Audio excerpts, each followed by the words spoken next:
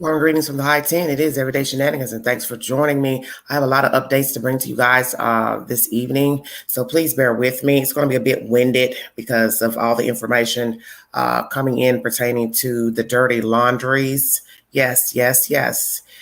The madness does not stop with this buffoon and his family, but I will bring you the said information. I will possibly skim over the information, but you are free to check the sources that I bring to you, because as you know, the Queen always brings you a source pertaining to the updates of a story, dime a dozen. Thank you, sweetheart. God bless you. I'm going to be bringing you information pertaining to Dashina Kyle, chat with Carr.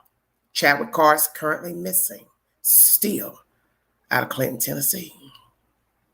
The foundation, make Mindy Lowe stand account. Make her stand account. Also, Miya Marcano has been found dead in Florida. I will bring you information pertaining to her case. And then I will bring you the ultimate shenanigans, which is the drama pertaining to Brian Laundrie. My database can't even hold all the information pertaining to the laundries. I get up every day and I can go back in Google search 15, 16 times. There's always something different pertaining to these people, but I'll bring you all the said information. Thank you all so much. I'm going to go ahead and get started because this is going to be a winded live. Thank you so much. If you would like to engage in conversation pertaining to the panel, I will drop the link. If not, I will just bring you the information and I will push on my Saturday. Thank you all so much. Prayers for the Kyle family. Amen. Vigil scheduled to honor Desheena Kyle. The event will be held Saturday, October 2nd in Victor Ashe Park at 6:30 p.m., which is today. A vigil has been scheduled to honor 26-year-old Desheena Kyle, who was found dead Thursday. The event will be held Saturday, October 2nd in Victor Ashe Park at 6:30. Officers with the Knoxville Police Department found Desheena Kyle's body at a residence in the 6900 block of Sam Tillery Road. More than 3 months after her disappearance, the Knoxville Police Department declared Desheena Kyle's case a possible homicide and named her boyfriend a person of interest before finding her body. Kyle's cause of death was ruled a homicide, officials said. Charges have not been filed yet, and the incident is still under investigation. The family set up a GoFundMe aiming to raise money for funeral expenses. Amen. If any of you have any funds that you can donate to the Kyle family, just go to GoFundMe. Naturally, you will probably, you'll see her name and the said information to donate anything that you have to help the family properly lay this young lady to rest. Amen. I want to say something about Dashina, then I'm going to go on to Chad, Carr, and some other things. First of all, let me bring you another story pertaining to Dashina. This is from the family. 1 second, please. Thank you for joining me. This is Everyday Shenanigans. This is by WBIR.com if you need verification for the information. What am I going to do without her? Family confident. Identified body KPD found is Desheena Kyle. This material was uploaded on the 29th. Hold on 1 second, you guys. Hold on.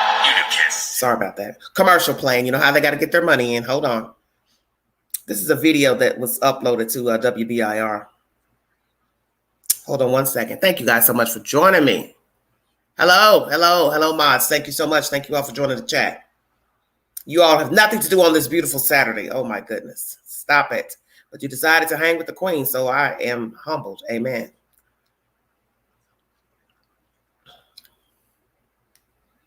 Believe that this has happened. This is so senseless.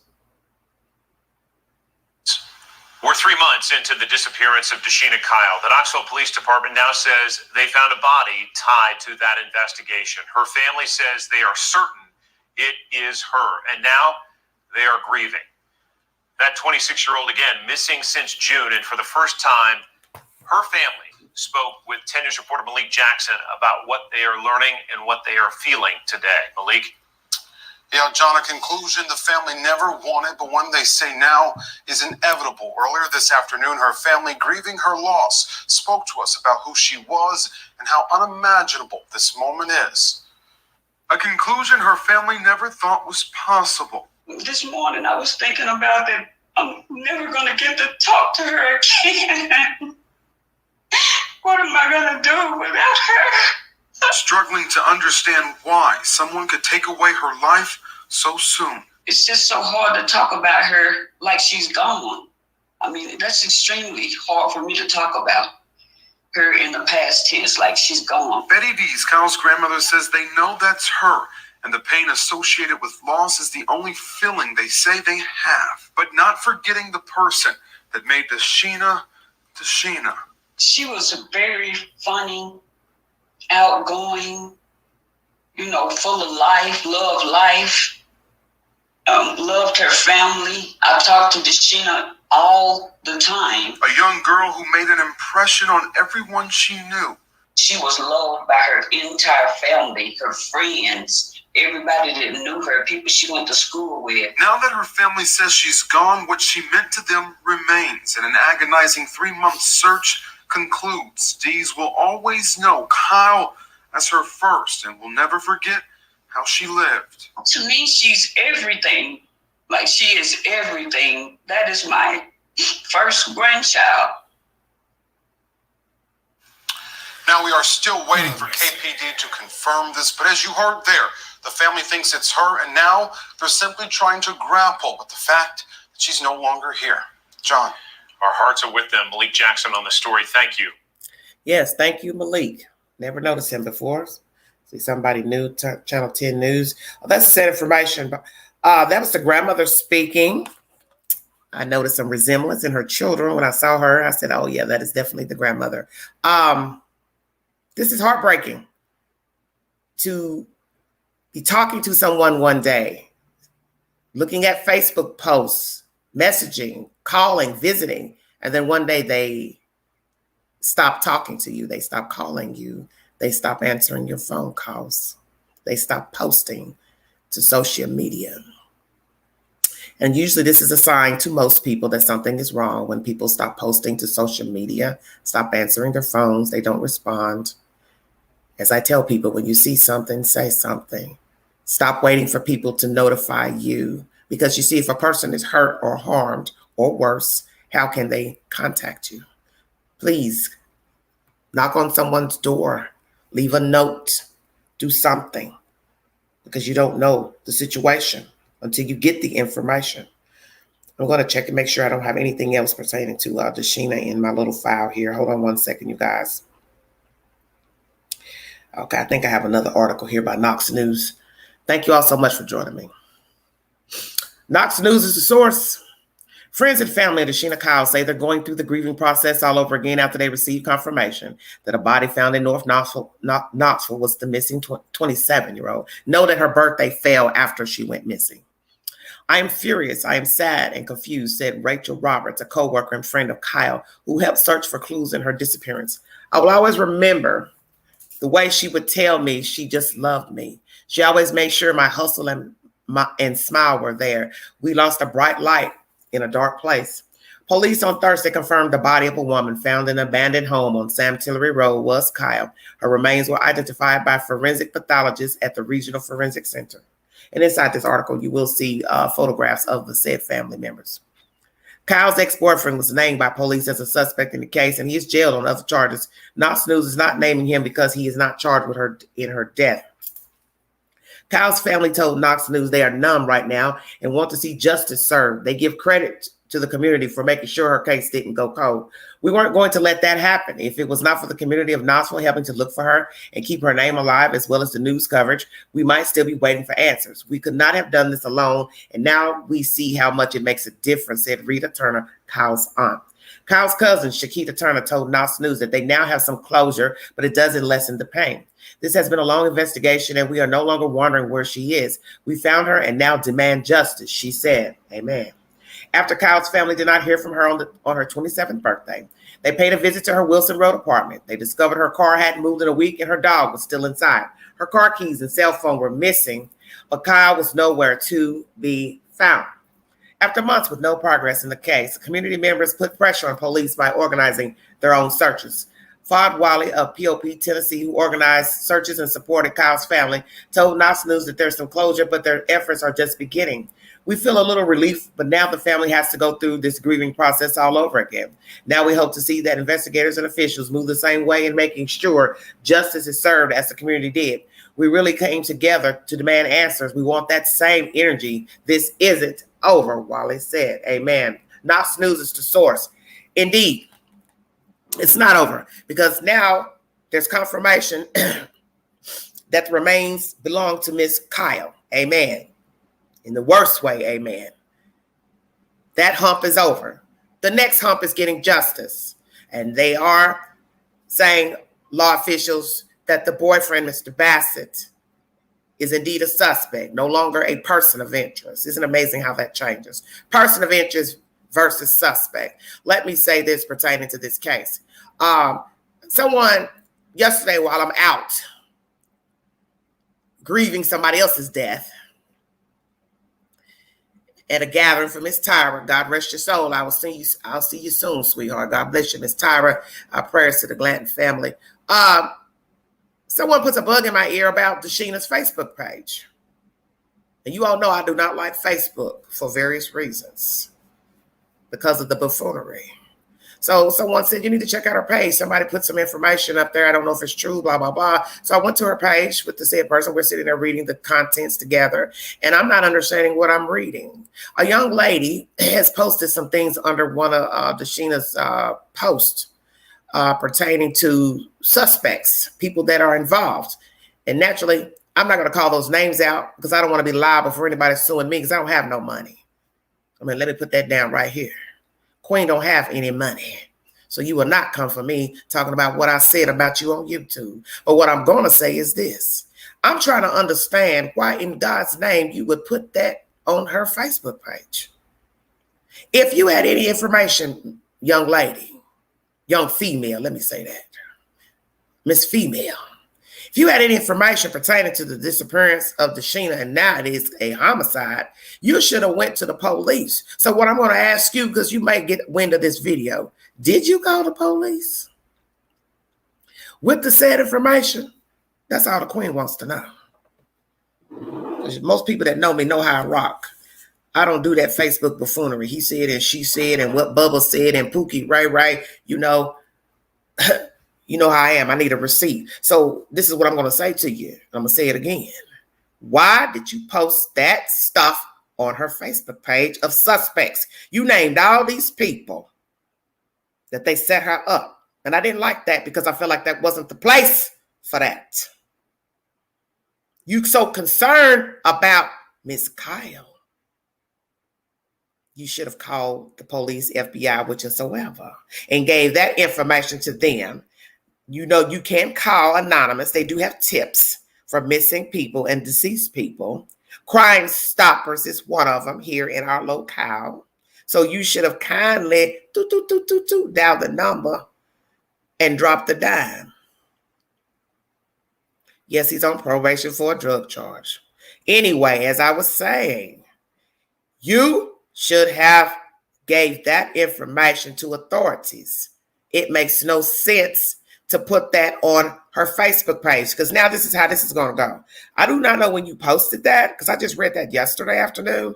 But what I'm going to say to you is you just put yourself on the chopping block, because now you're getting ready to go where and walk around this area, this demographic that we live in is small. And those folks know you put that up there on Facebook. And you don't think you're going to be out here somewhere in the street and not bump into one of these people or their friends or family members, and they not going to feel some type of way, and God forbid they decide to hit you to the white meat. Do you hear what you're saying? So now I'm going to ask this question. Number 2. First, you say they set her up. They, all those people you named. 2, what is their relevance to the boyfriend? Because you didn't take it there. Or did you want us to read between the lines? Help me understand. Are you saying the boyfriend got these people to do something to her and or meet him? What are you saying? See, I don't even like going there because the body was just discovered this week, and I want to be respectful in the content I bring pertaining to Miss Kyle and other missing people, deceased people, and their family members. But I'm putting this out here because some of you need a fact check. be very careful the things you post to social media, because you see, we're already talking about a dead woman now. Are you listening? Whoever you are. Okay, so if she's deceased, come on with it, Queen. You could end up like her by posting that stuff to social media. I'm just saying. You should have turned that information into the police. Now, perhaps you have turned it in, but I found it weird in your conversation. You said, oh, I'm thinking about giving a tip. That made no sense to me, to blast these people on social media and then say, I'm thinking about giving a tip. Now, like I said, I do not know when this foolishness was posted to Dashina's Facebook page, but I personally would have never put that mess up there. That's dangerous, because if there's some truth to it, something terrible can happen to you because you posted that. And yes, any bit of information is needed. Don't get me wrong, but that's not the way to do it.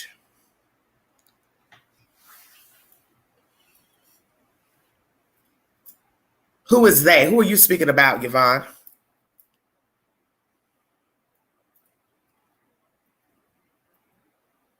Well, anyway, this is he said, she said. So that's the point where I'm taking this. You don't put stuff like that on Facebook. For one, your own safety. You're talking about a dead person. She was missing at one time. Now she's been found. So you don't put stuff like that on Facebook. Now, if her family wanted to post that, that would be on them. But you as an outsider should not post stuff like that, because we're talking about somebody who was once missing and now deceased. Anybody with common sense, you know, you could end up like Dashina. So you need to be very careful what you post on social media, if indeed your allegations are true. Jesus Christ. I'm done with that. I've said what I had to say about Dashina and that mess. Prayers to the family.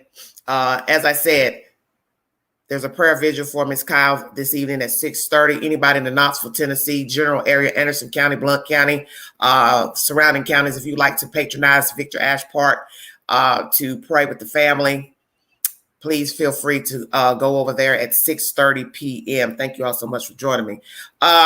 There's information pertaining to Chat with Carr, my other case that I talk about. Prayers to their family as well. As you know, Chat with Carr is still missing, and there has been no information or updates pertaining to his whereabouts.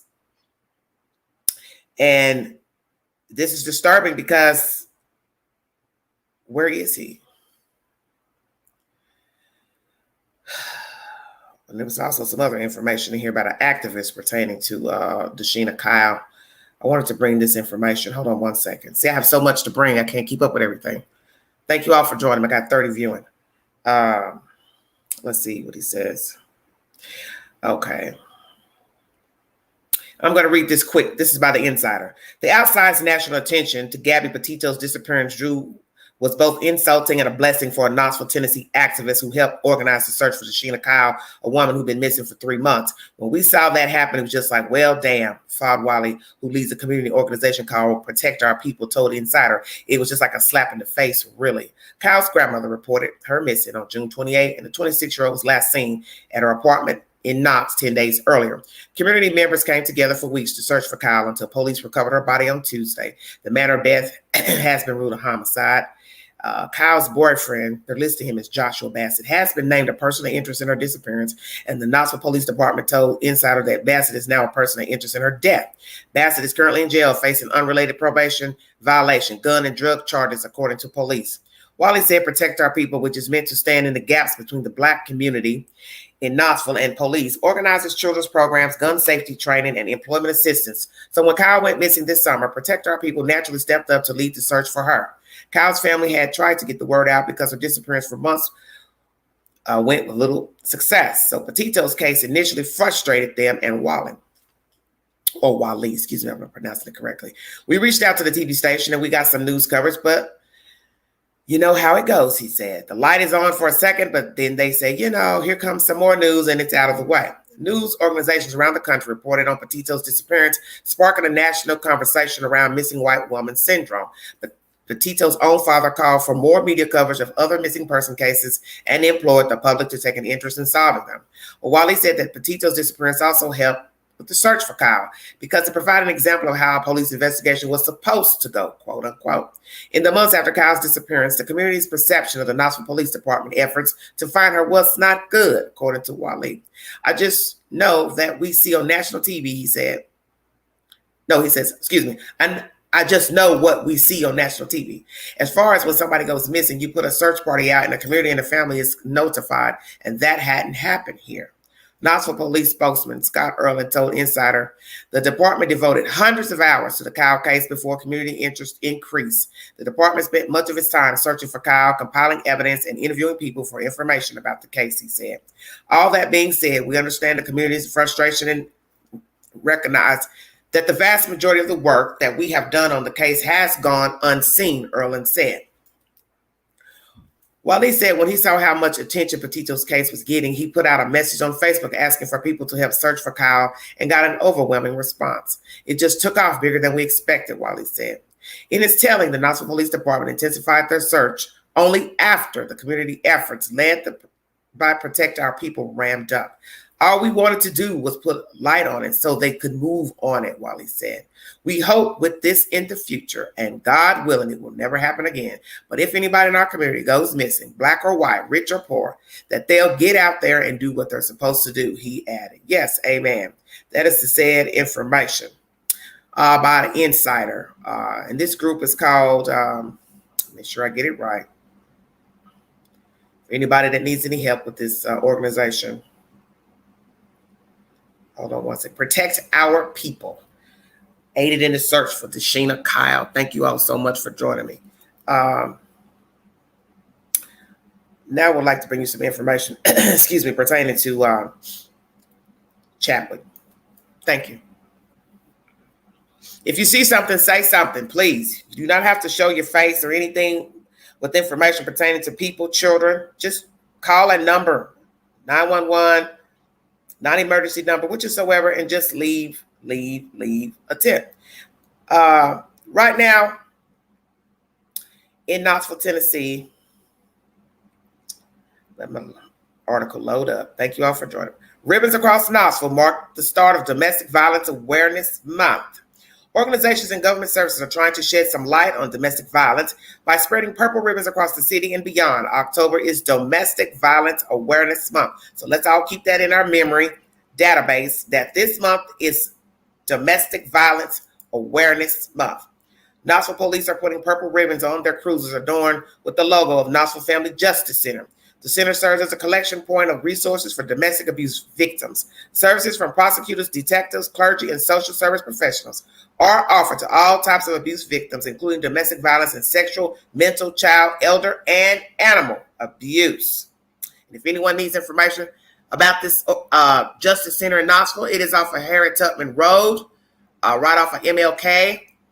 Most of you who are familiar with this area, right off from downtown Knoxville, Tennessee, if you're in any need, as it says, elder abuse, child abuse, women, man abuse, whomever, please go to the Justice Center to get the necessary help. And know that wherever you are in America, you do not have to be a victim.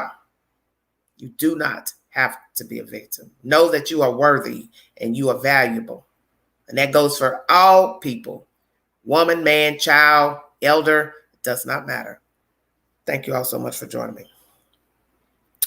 So all month, the Young Women's Christian Association will be using the social media tag, #WhyWeBelieveYou, and placing ribbons across Knoxville, Tennessee. This information is by WAT6 on your side. And as you know, Dashina's favorite color was purple. So how befitting that purple ribbons will be placed around the city. Amen. Anyway, for domestic violence awareness. So please, if you have any organizations you want to patronize or donate to help out, because many people are in need, and naturally it's a transition. If you are in need and you're having to go out on a limb and have nothing because you're trying to get away from a very dire situation, know that these people need your help in relocating and getting themselves together to get to the next phase in their life. Thank you all so much for joining me. I got 40 viewing. That's better than nothing. Amen. Okay. going to go ahead and bring you more information. This is going to be a little bit winded. This is what I told you guys, because I have a lot of updates pertaining to people missing here in Knoxville, Tennessee. And sadly, one found dead, Miss Dashina Kyle. And I also want to bring you information pertaining to Chadwick. They have uploaded some information pertaining to Chadwick Carr. WATE.com is the source. 5 months since the disappearance of Chadwick Carr, his family is hoping to renew community efforts to locate him following the increased national and local attention on missing persons cases. Carr was reported missing in May. The 32-year-old lived in Anderson County, but was known to frequent Knoxville and was reported last seen near North Central Street and Morelia Avenue. We are still looking for Chad. We are still working and praying and just striving on to keep on to find Chad's whereabouts, said Krista Carr, Chad's mother. They want to get the community more involved. A new burst of hope brought on by widespread attention to the cases of Summer Wells, Gabby Petito, and most recently, Desheena Kyle. There's been several people missing, so my heart goes out. Even though we haven't found Chad, I'm staying positive, Carr said. Hold on. Now this, of course, would jump off. Sorry about that. I'm trying to look at what all y'all saying too. Thank you. Thank you, LG. Thank you so much. Hold on one second, you guys. I hate reading these things because they keep jumping off. Hold on. While the family waits for answers, they're filling their time by planning events to honor Chad and hopefully help bring him home. I want to make sure that my brother is one that is not looked over. This has taken a big national turn, and my brother's case is still non-existent at this point, said Chad's sister, Whitney Williams. We want to do a vigil. We want to see if we can get the community to help. I don't know how. The family says all information for future events in honor of Chad will be shared on social media. The family says there have been no major developments in Chad's case at last check with detectives. WATE.com is the source. Okay, hello, everybody. Thank you so much. I want to talk about Chad for a minute, too. I do believe foul play is amiss with the disappearance of Chadwick Carr. For those who do not know this story, I'll give you a quick recap. He was at a halfway house called the Foundation in Clinton, Tennessee. The house seats at least 8 to 10 men at one time. He was on the phone at 9 o'clock at night talking to his sister. The phone goes dead around 9:30 p.m. She tries to call him back. No answer, no answer, no answer. Next day, his job calls different parties to ask where he is. Had they seen, had they heard from him? This is where this is a problem. Come on with it, Queen. Why the hell the halfway house wasn't calling somebody to ask where Chad is? Have you heard from Chad? His car was there. His belongings were inside of the house. We later find out that a flip-flop and a phone was found outside in the grass somewhere on that said property. Most of you know who follow my content. The Queen has been out there to the property. So what I'm trying to figure out, where exactly was the shoe and the phone found? In front of the house, the side of the house, the back of the house, the front yard? Because it's a little drive you have to go up to get to the main house. It is a nice size house. Feel free to go to Google to do your air search of the house. What am I missing? He's standing outside talking on the phone. The phone goes dead. Next day, no Chad Carr. He previously bought a car the day before he was talking to his sister. So the day he's talking to his sister is on a Sunday. He had a pass to go home. So naturally, he's gone back to the foundation on Sunday, checked in properly on the property, talking to his sister, and boom, voila, phone is dead. No more chat with Carr. Now, 1st of October, we're still talking about a missing 32-year-old African-American male, father of a 12-year-old. Come on with it, Queen. I smell smoke. And where there is smoke, there is fire. So you all want me to believe that nobody on that property, the house manager, house workers, and those men who were there in that house on that night do not know where the hell Chadwick Carr is. I know you know where he is. And I know 1, 2, 3 or more did something to Chadwick Carr. What are you trying to make the Queen understand? His car was there. He just purchased a car the day before, which would have been a Saturday. So you want me to believe he ran off? Well, how did he run off without his car and his shoe? Come on with it, Queen. So he left without his phone and a shoe, but left his car and personal effects inside of his room. And then I got wind that there was a hole in the wall in his room. So what were you all doing? Remodeling? Just Chadwick's room? I'll wait. I'll wait.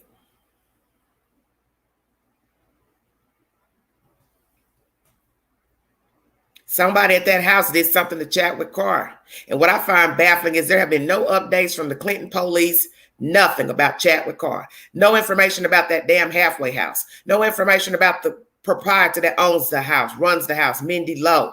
Nothing. Don't you find that strange? Mindy Lowe, your organization never even spoke up about his disappearance. You never even gave a formal statement to the public that, hey, we are concerned about the welfare of our clients. As far as I know, he was in good spirits. He was doing well. He didn't have any infractions on him. That's what you say about somebody that was left in your care. He was left in your care. He willingly checked himself into this facility. He was not mandated by the court. From my understanding, what was told to me via family. So I'm going to say it again. Why the hell didn't you say something about Chadwick Carr missing from your facility? See, what it sounds like is really what it is. You know something. That's why you haven't said anything. Somebody checks themselves into your facility, be it by their choice or by the court, and you don't even say anything when they get missing. So what are you trying to tell us? He ran off? So that's not really news. Well, see, this is news because he left behind personal belongings. He didn't take anything. Come on with it, Queen.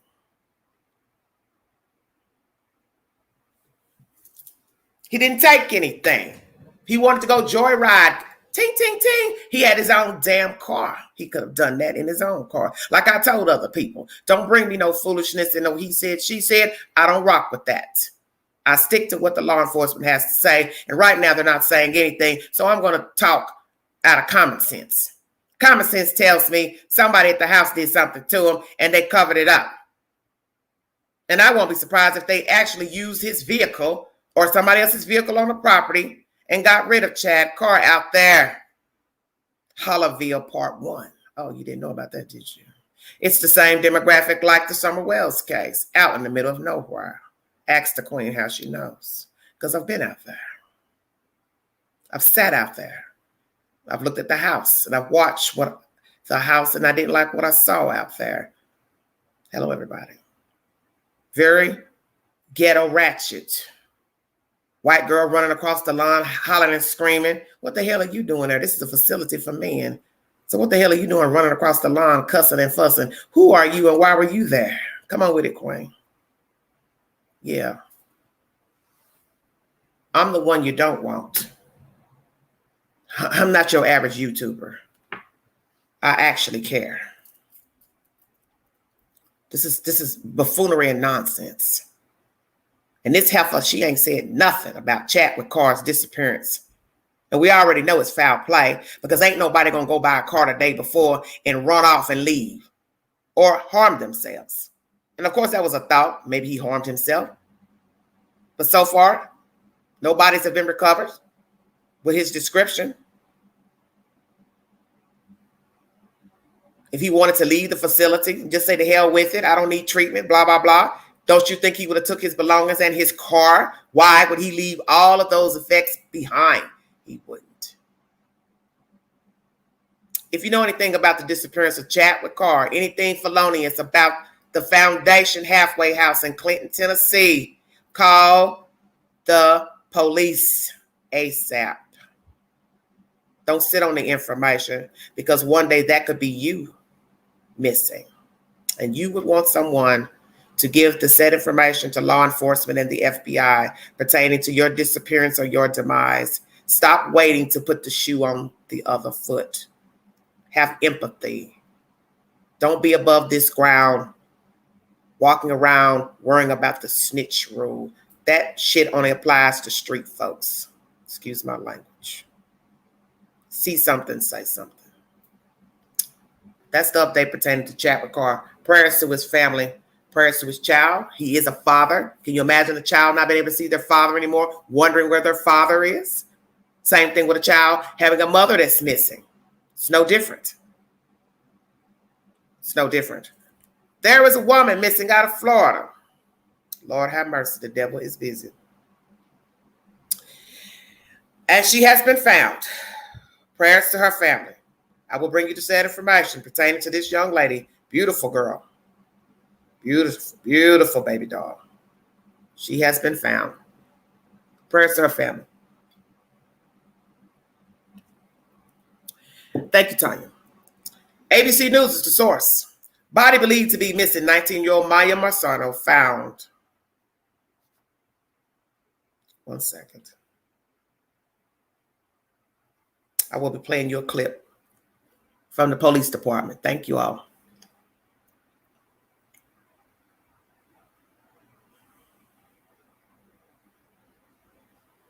$55 viewing. Amen.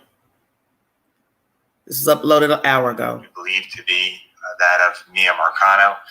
About an hour ago, detectives notified Mia's parents of our tragic news. Our hearts are broken. I told you Thursday that hundreds of Orange County Sheriff's Office personnel were committed to this case and working very hard. Everyone wanted this outcome to be different. So why were we at Timberscan Apartments? So cell phone records showed us that Caballero was in or near the Timberscan Apartments on Friday evening between 8 and 9 o'clock. That's the evening that she was reported missing. And he was there for about 20 minutes. Nothing in the records indicate that he ever returned there prior to killing himself. As a community, as a sheriff, as a father, obviously we are grieving the loss of Miya. Again, we can't imagine the pain and anguish that Mia's parents, the family, the loved ones, and the friends, and really our entire community have gone through and will continue to go through. On behalf of the men and women of the Orange County Sheriff's Office, we offer our deepest condolences to Mia's parents, her family, and our loved one. Okay. This was uploaded about an hour ago. I'm going to bring you the sad information for those of you who are following this story pertaining to this young lady. Sorry if I pronounced her name wrong, but Miya. Okay. A body believed to be 19-year-old college student Miya Marcano, has been missing for just over a week. Was discovered Saturday morning, the Orange County Sheriff's Office announced. Authorities searched around the Timberscan Apartments in Orange County, Florida on Saturday and discovered a body in a wooded area nearby that we believe that of Miya Marcano, Sheriff John Mina said. Marcano, a student of Valencia College, was last seen in the Arden Villas Apartments complex in Orlando, where she lived on September 24th. Although we are very certain of the identity, the positive identification will have to come from the medical examiner's office. At this time, we cannot confirm a cause of death, Mina said. Mina said Marcano's family has been notified about the discovery of the body, which was found around 10:45 a.m. Saturday. He said a purse with Marcano's identification was found near the body as well. Police were led to the area based on cell phone records of prime suspect Armando Caballero, 27, a maintenance worker at Arden Villas who was found dead Monday from an apparent suicide, authorities said. Very strange. The records show Caballero was near Timberscan Apartments the day Marcano went missing around 8 or 9 p.m. Mina said that Caballero had lived at the Timberscan Apartments at one time.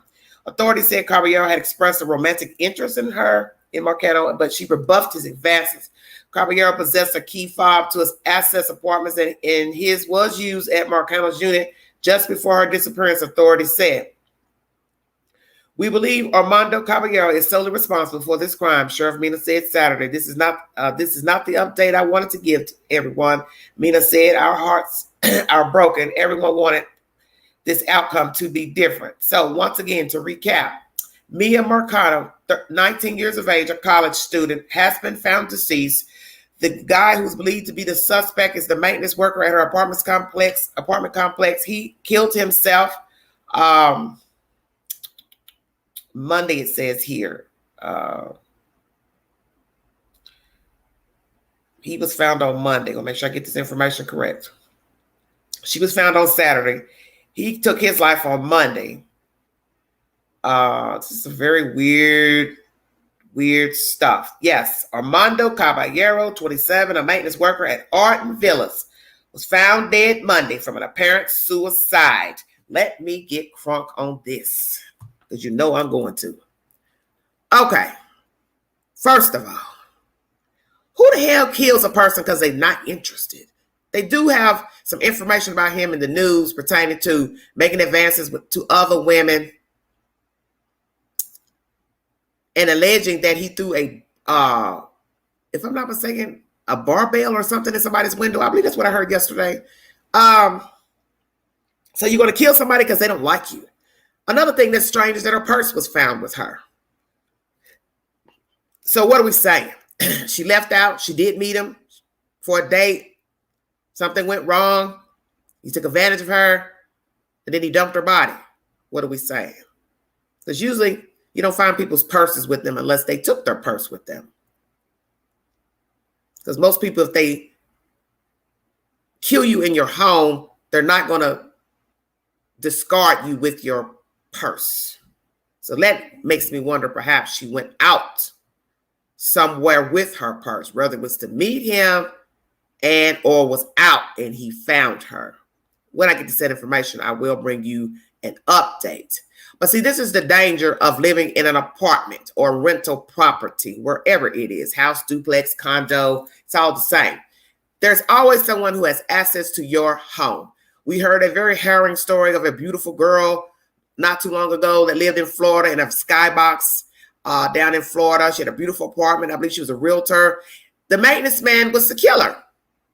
See, it didn't take long to put two and two together how the person got in. Because once a person goes in the door, shuts the door, locks it, you start narrowing down who had access to the person's home.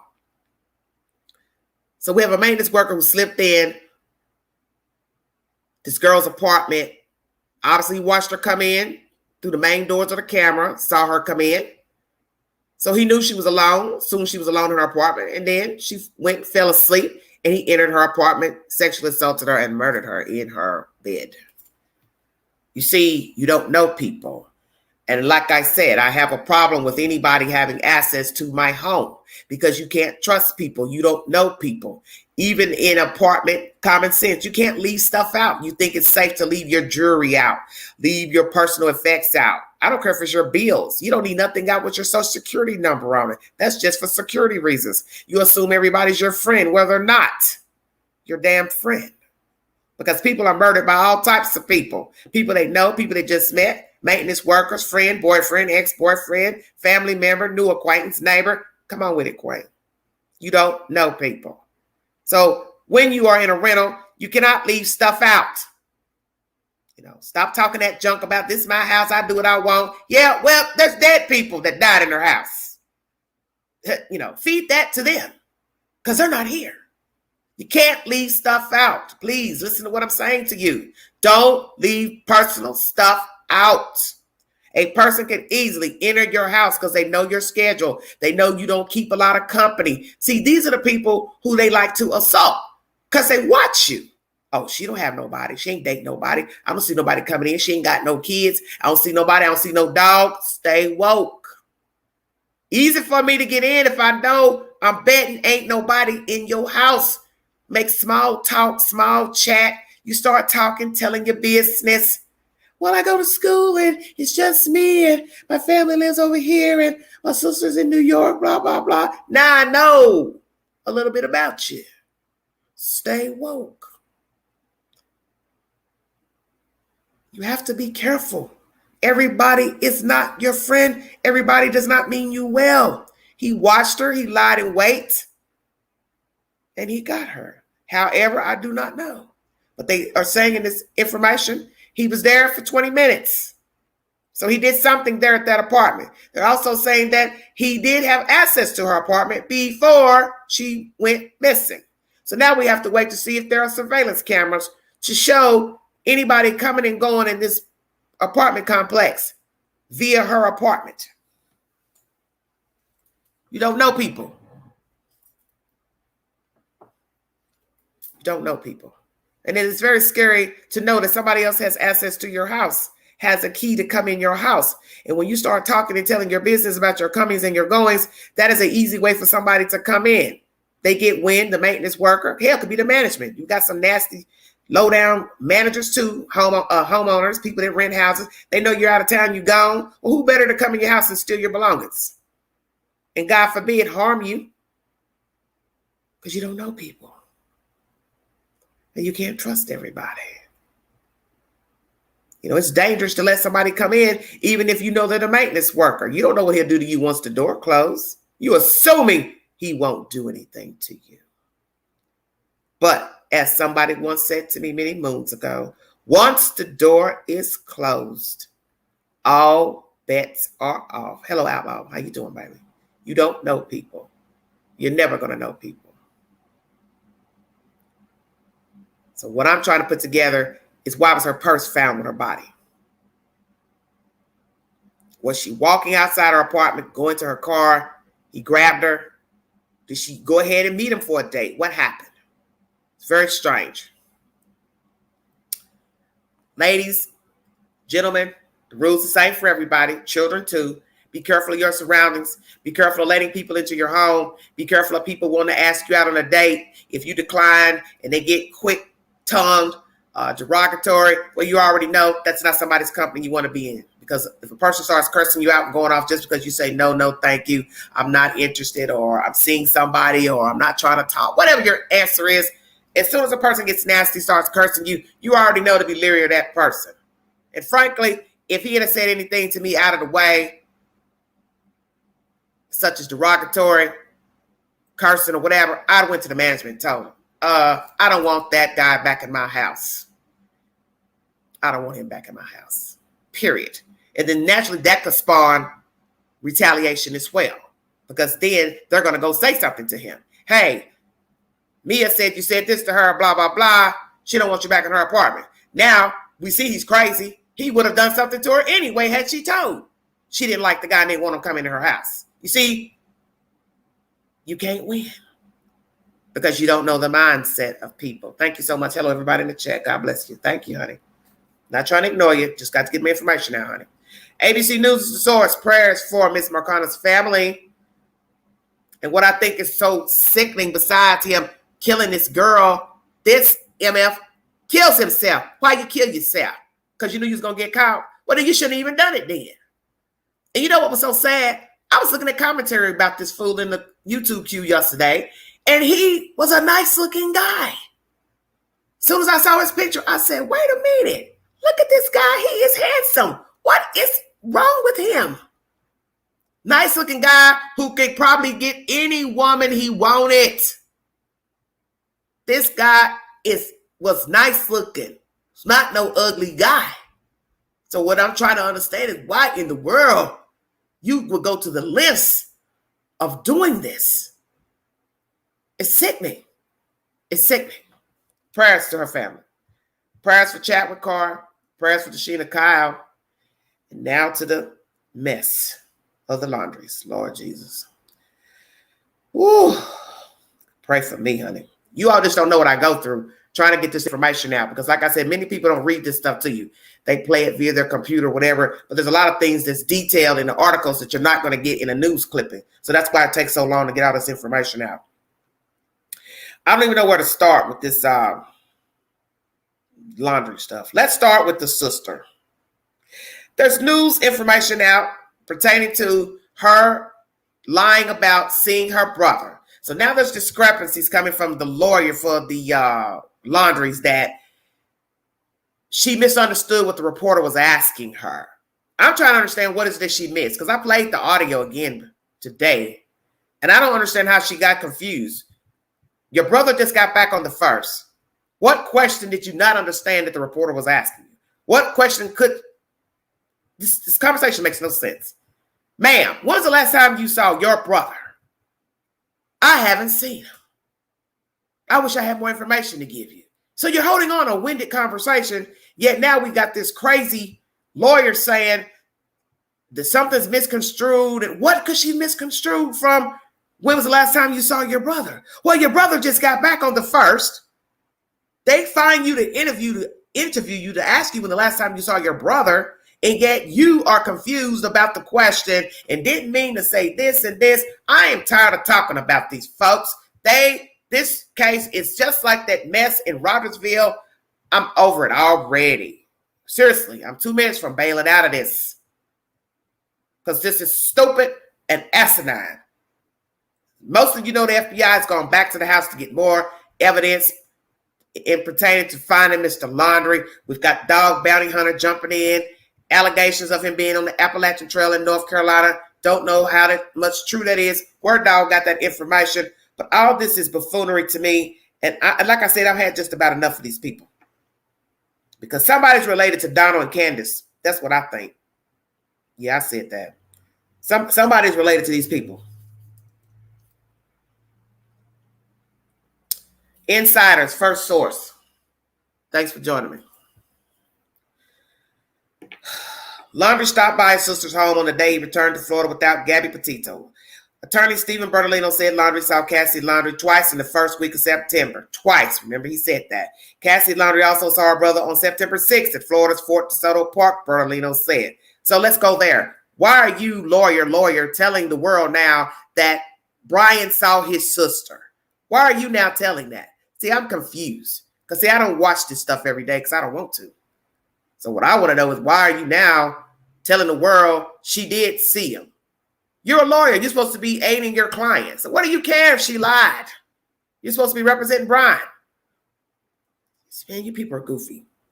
Brian Laundrie stopped by his sister's home on the day the now missing wanted man returned home to Florida from a cross-country road trip without his fiancée, Gabby Petito, the lawyer said.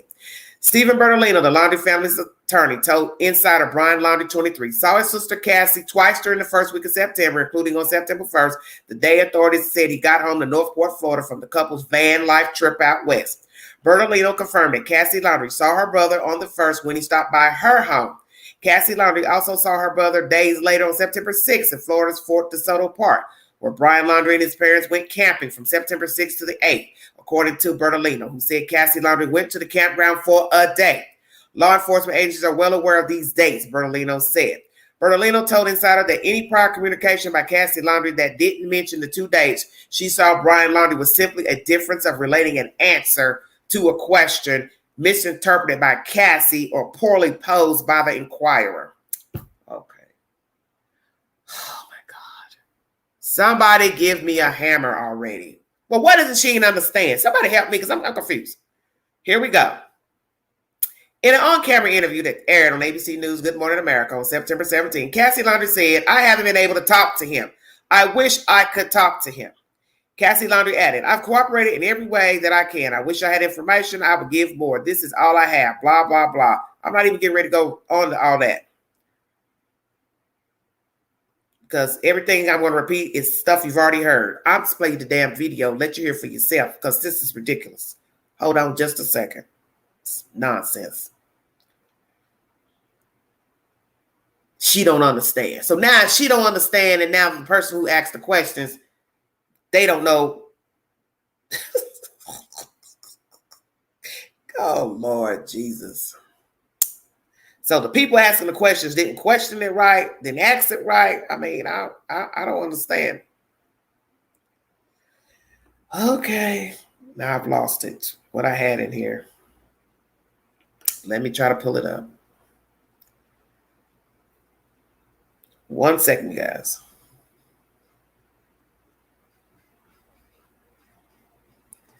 See how you have to keep everything in your database because you lose it. Well,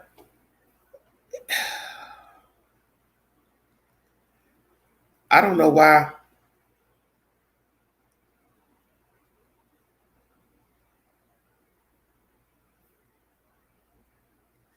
I'm reading somebody's transcript. Somebody put a transcript of it.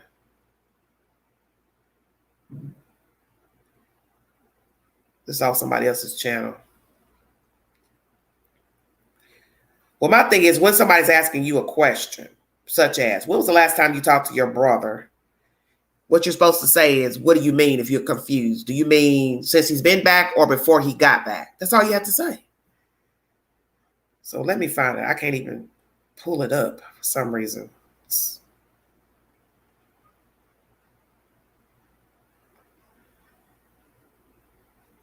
I had it here, and now it's...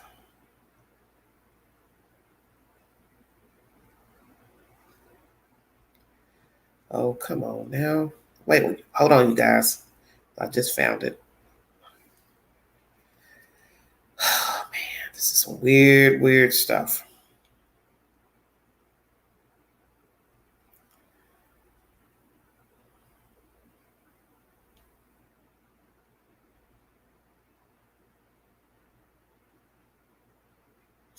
Thanks for joining me. Everybody's got a version of a YouTube video of this mess.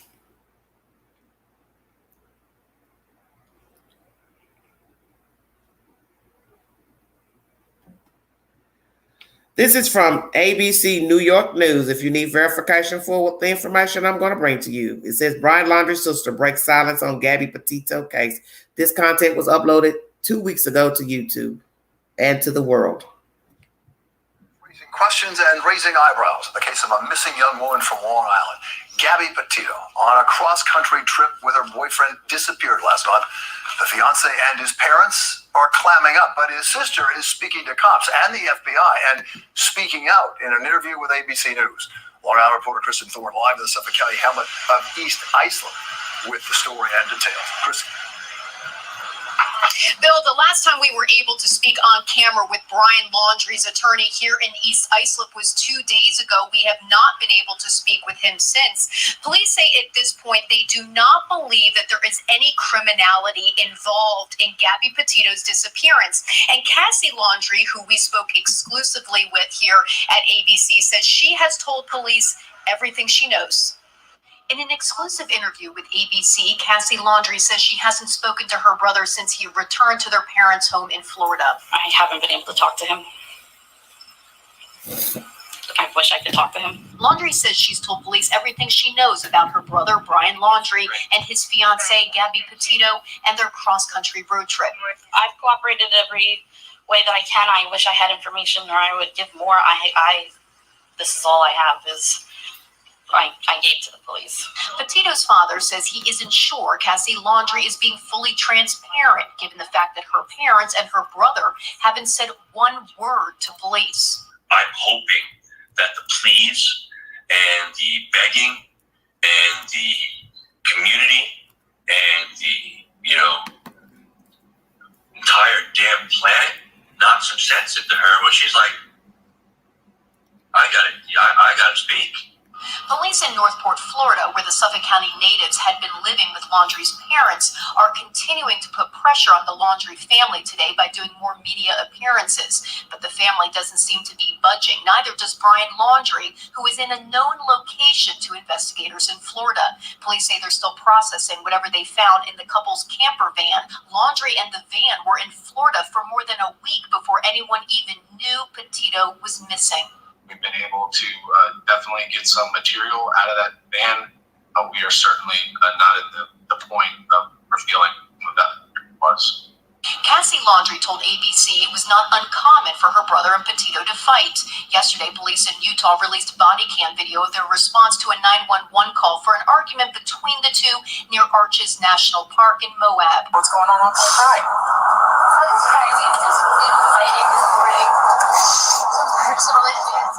Laundrie had scratches all over his upper body. Petito was determined to be the primary aggressor.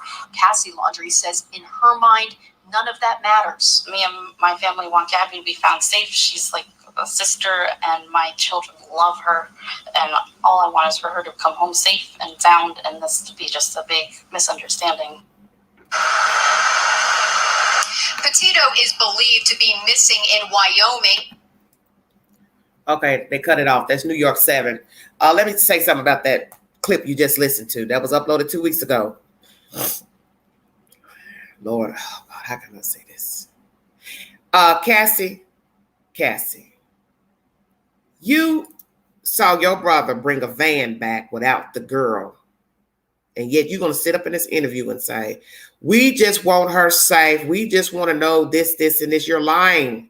Because you should have questioned your brother directly when you saw the girl had not returned with the van. Same thing for his parents. And we're never going to know who said what to whom. It'll probably be years before we ever get to the truth of who said what to whom. But common sense would be, when you saw that he came back with the van, you should have said, well, where is Gabby at? Why would she leave her van? Why would she not be with you in her van? Parents, same question. So there's no way you can sit here and tell me that you were worried about her at that time, because common sense should have came in that there's something wrong with her not being here with the van. Why would the boyfriend be back with the van and not the person who owns the van? And then, as far as this misunderstanding of a question about when the last time you saw your brother, hell, you grown, you know how to talk. If you don't understand a question, you tell the reporter, I don't understand your question. Can you rephrase it, or what do you mean? If you thought they meant, hey, when did you talk to him before September 1st? Then you say, I hadn't talked to him before September 1st. I talked to him after September 1st. And then you give the date that you talked to him. What is so hard about that? So now they got you at the park. So like somebody said in the chat, so y'all were just looking at each other. They got him at your house the 1st, which is very suspicious. So y'all all been meeting up to talk about what the hell y'all getting ready to do with Brian Laundrie. I'm not a dodo bird.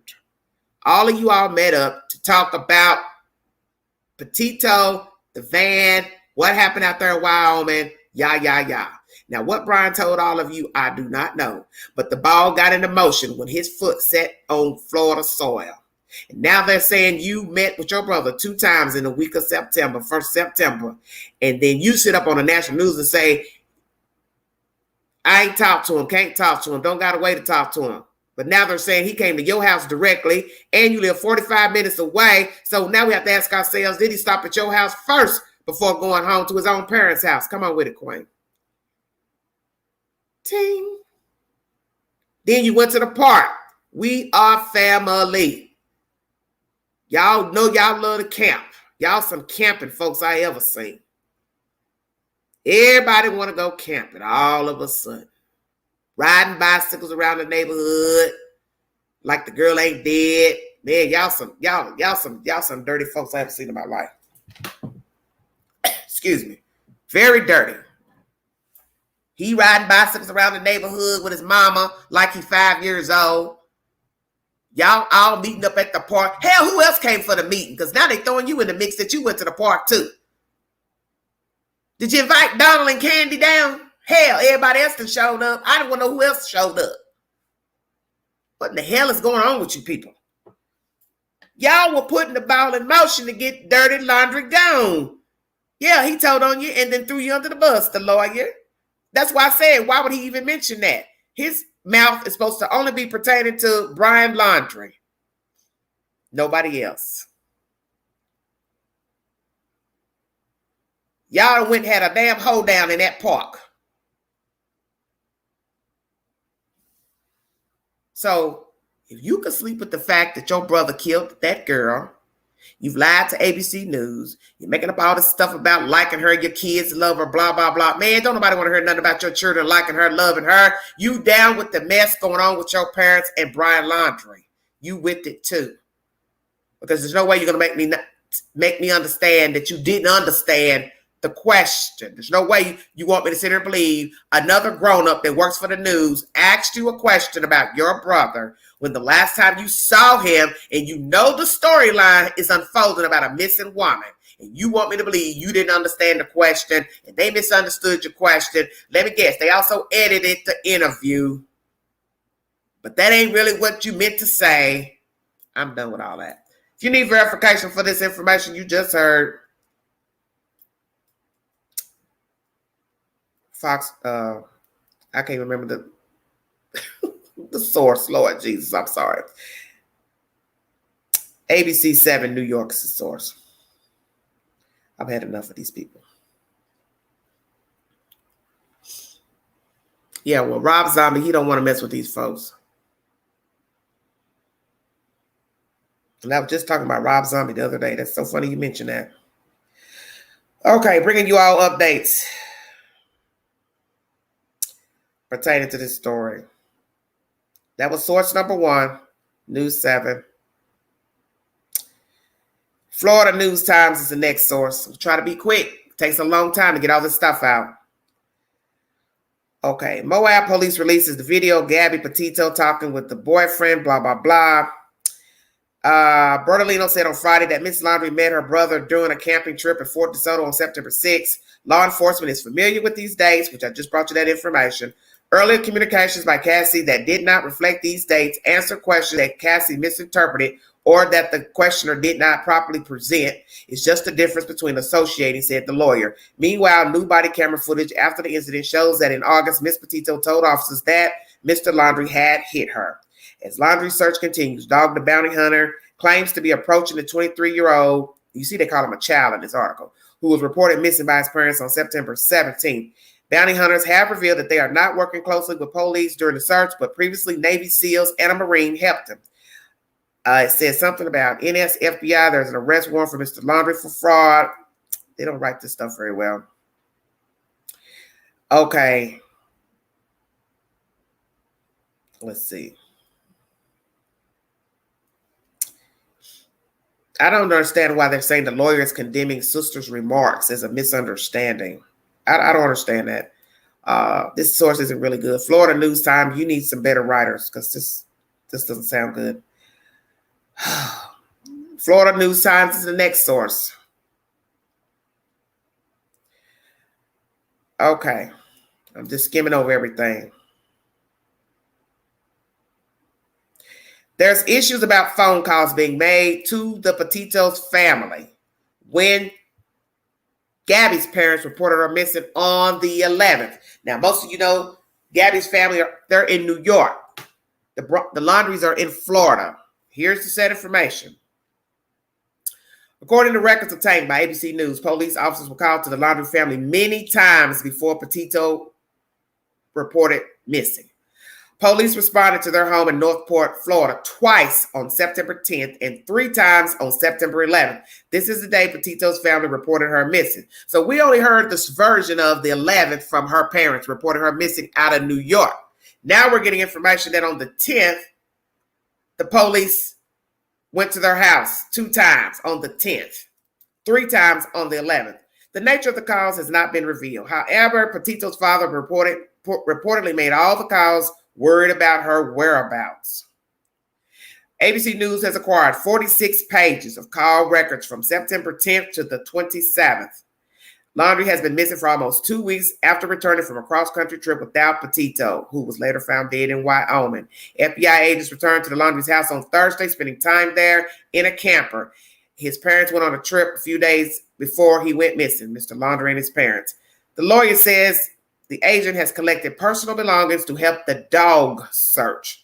The idea that they want to keep scented dogs to find Brian is pretty encouraging, said Brad Garrett, a former FBI agent and ABC News contributor. That is, they have a focus we don't know and are fresh so that dogs can go back and track this new area they might be looking for when we're talking. It means that I wanted a nice scent. So dogs have been brought in to the search of Brian Laundrie for those that need verification of this set information by Florida News Times. So obviously they've been taking the dogs in this camper and possibly the house. Okay. Insiders, the next source pertaining to the dog bounty hunter. Dog bounty hunter says his tip line for Gabby has gotten plenty of good leads. However, he said he's not coordinating or sharing tips with police in the search for Brian Laundrie. Why is that, dog? Why aren't you giving the tips? Because it says right here in this information, Associated Press is also contributing to this article. Dog the Bounty Hunter said he's getting plenty of useful tips in the search for Brian Laundrie, a person of interest in the case surrounding Gabby Petito's homicide, but those tips aren't being shared with law enforcement. The reality star, whose real name is Dwayne Chapman, joined the search last week when he was seen knocking on the door of the Laundrie's parents' home in Northport, Florida, and urged people to contact him with tips. We're getting calls like crazy. I think the success of this bounty hunt is going to be the tip line, Chapman told Newsmax on Thursday. Over 2,000 calls and about 20% of them are positive leads. Many of the calls are words of encouragement or suggestions, Chapman said. Yeah, kind of like what they do with the police. I had a dream. I saw it in a crystal ball. Yeah, we know all about that. But that a fifth of them are useful. When asked by Newsmax host if he's working with law enforcement who have been searching for Laundrie for 2 weeks, Chapman said he's not. He said he can't call them and ask for leads and that they don't call me and say, hey, dog, where's your leads? Chapman said he usually doesn't coordinate with law enforcement. Now, if someone's in a house and they start firing at us, then we call Big Brother and they send out the SWAT and the dogs and get the guy, he said. Chapman also said he believes Laundrie is still alive, though he doesn't have evidence of that and that he's pardoned expression right on his tail. He's encouraging people to call 1-833-TELL-DOG with tips. The FBI is asking the public to contact 1-800-CALL-FBI with tips concerning Laundrie or Petito. Officials have been searching for Laundrie since his parents reported him missing on September 17th, days before Petito's body was found near Grand Teton National Park in Wyoming. Laundrie had been staying with his parents since September 1st when he returned alone from a long trip with Petito, his girlfriend. Petito's family reported her missing on September 11th. Laundrie's parents called the police when Chapman first showed up at their home, insider Natalie Musameso reported. That's said information by the insider if you need verification. So in this information, Dog is letting you know he ain't giving his tips to the police. He's not orchestrating with the police. Only if it's a dire situation of a shootout, they would then call law enforcement. Some will agree, disagree. How do you all feel about that? Dog not sharing his tips and or information with law enforcement. And as he said, they ain't calling him either. So, two peas in a pod. Go figure. I don't know what to say about none of this mess. This is all just crazy nonsense. Okay. So we know the FBI has brought something out of that camper, something about some dogs helping. Dog bounty hunter, somebody's got lots of tips, but he ain't aiding. Help with them. Petito's lawyers condemning the sister's remarks of a misunderstanding. The next information is by the Sun pertaining to Miss Petito's death. Thank you all for joining me. God bless all of you. Gabby Petito's death. Cause of death may be withheld as cops struggle to find clues from her body left in the wilderness for weeks. Experts fear after the reveal of that Brian Laundrie bought a burner phone. FBI agents and cops found Gabby's remains in Grand Teton National Park on the 19th, and a preliminary autopsy ruled the manner of death as a homicide. Joseph Giacalone, a criminal justice professor at the City University of New York, told Insider, if she's strangled, the evidence is going to be limited in the respect that you're not going to have blood everywhere and, hair fibers or all that other stuff. Meanwhile, the FBI are said to be investigating reports of a burner phone bought on the day Brian Laundrie went missing. A source told TMZ that Brian purchased a phone at the AT&T store on September 14th with an older woman, which was the last day Brian's parents, Chris and Roberta, said they saw their son when he went off for a hike. So, here's the timeline. August 12th, body camera footage was released in September showing an encounter with Brian and Gabby with the police in Utah. Police confirmed no significant injuries were reported. So this is from August 12th that they had the altercation that we have now seen around the world. August 19th, Gabby and Brian post a video on their YouTube channel chronicling their story, their trip. August 24th, she's spotted at a hotel in Salt Lake City, Gabby. August 25th, Gabby FaceTimes her mom, Nicole Schmidt, for the final time. In a later police report, Schmidt said her conversations with her daughter revealed more and more tension between her and Brian. August 25th, Gabby also posted her last Instagram. No location is given. August 27th, Gabby is seen for what believed to be the final time. Witness claimed that they saw Brian in an explosive argument with staff at a restaurant in Jackson Hole, leaving Gabby in tears. What's interesting about this timeline that I'm giving you, it skips from the 25th to the 27th. So on the 26th, this is when we hear two different versions from two different women about Mr. Laundrie. One woman is saying she saw him in the park. And then another set of people are saying they saw him 2 hours and 20 minutes away that night on the 26th in Montana at that bar. Stay woke. Are we talking about a guy who leaves his girlfriend on a whim when things don't go his way? He gets upset. Because as you see, this commentary I'm bringing you is August 12th, 19th, 24th, 25th, then it jumps to the 27th. The day that she and Brian are arguing at the place. Then it says August 27th. 4 hours later, travel bloggers driving through Grand Teton National Park drive past the couple's van abandoned on a dirt road. So this means, what the hell are we saying? the car is abandoned. This is possibly the video that people are showing on social media and the news, where the truck is parked on the side of the road and there's arrows pointing several feet away of where I believe she was found dead. So that means Brian got out, left the van there on the 27th and went where? Is this the timeline where he abandons the vehicle and hops ship, jumps ship, hitchhikes with different people to go catch a plane to go get the stuff out the storage? Come on with it. August 27th. Hey, what's the problem down there?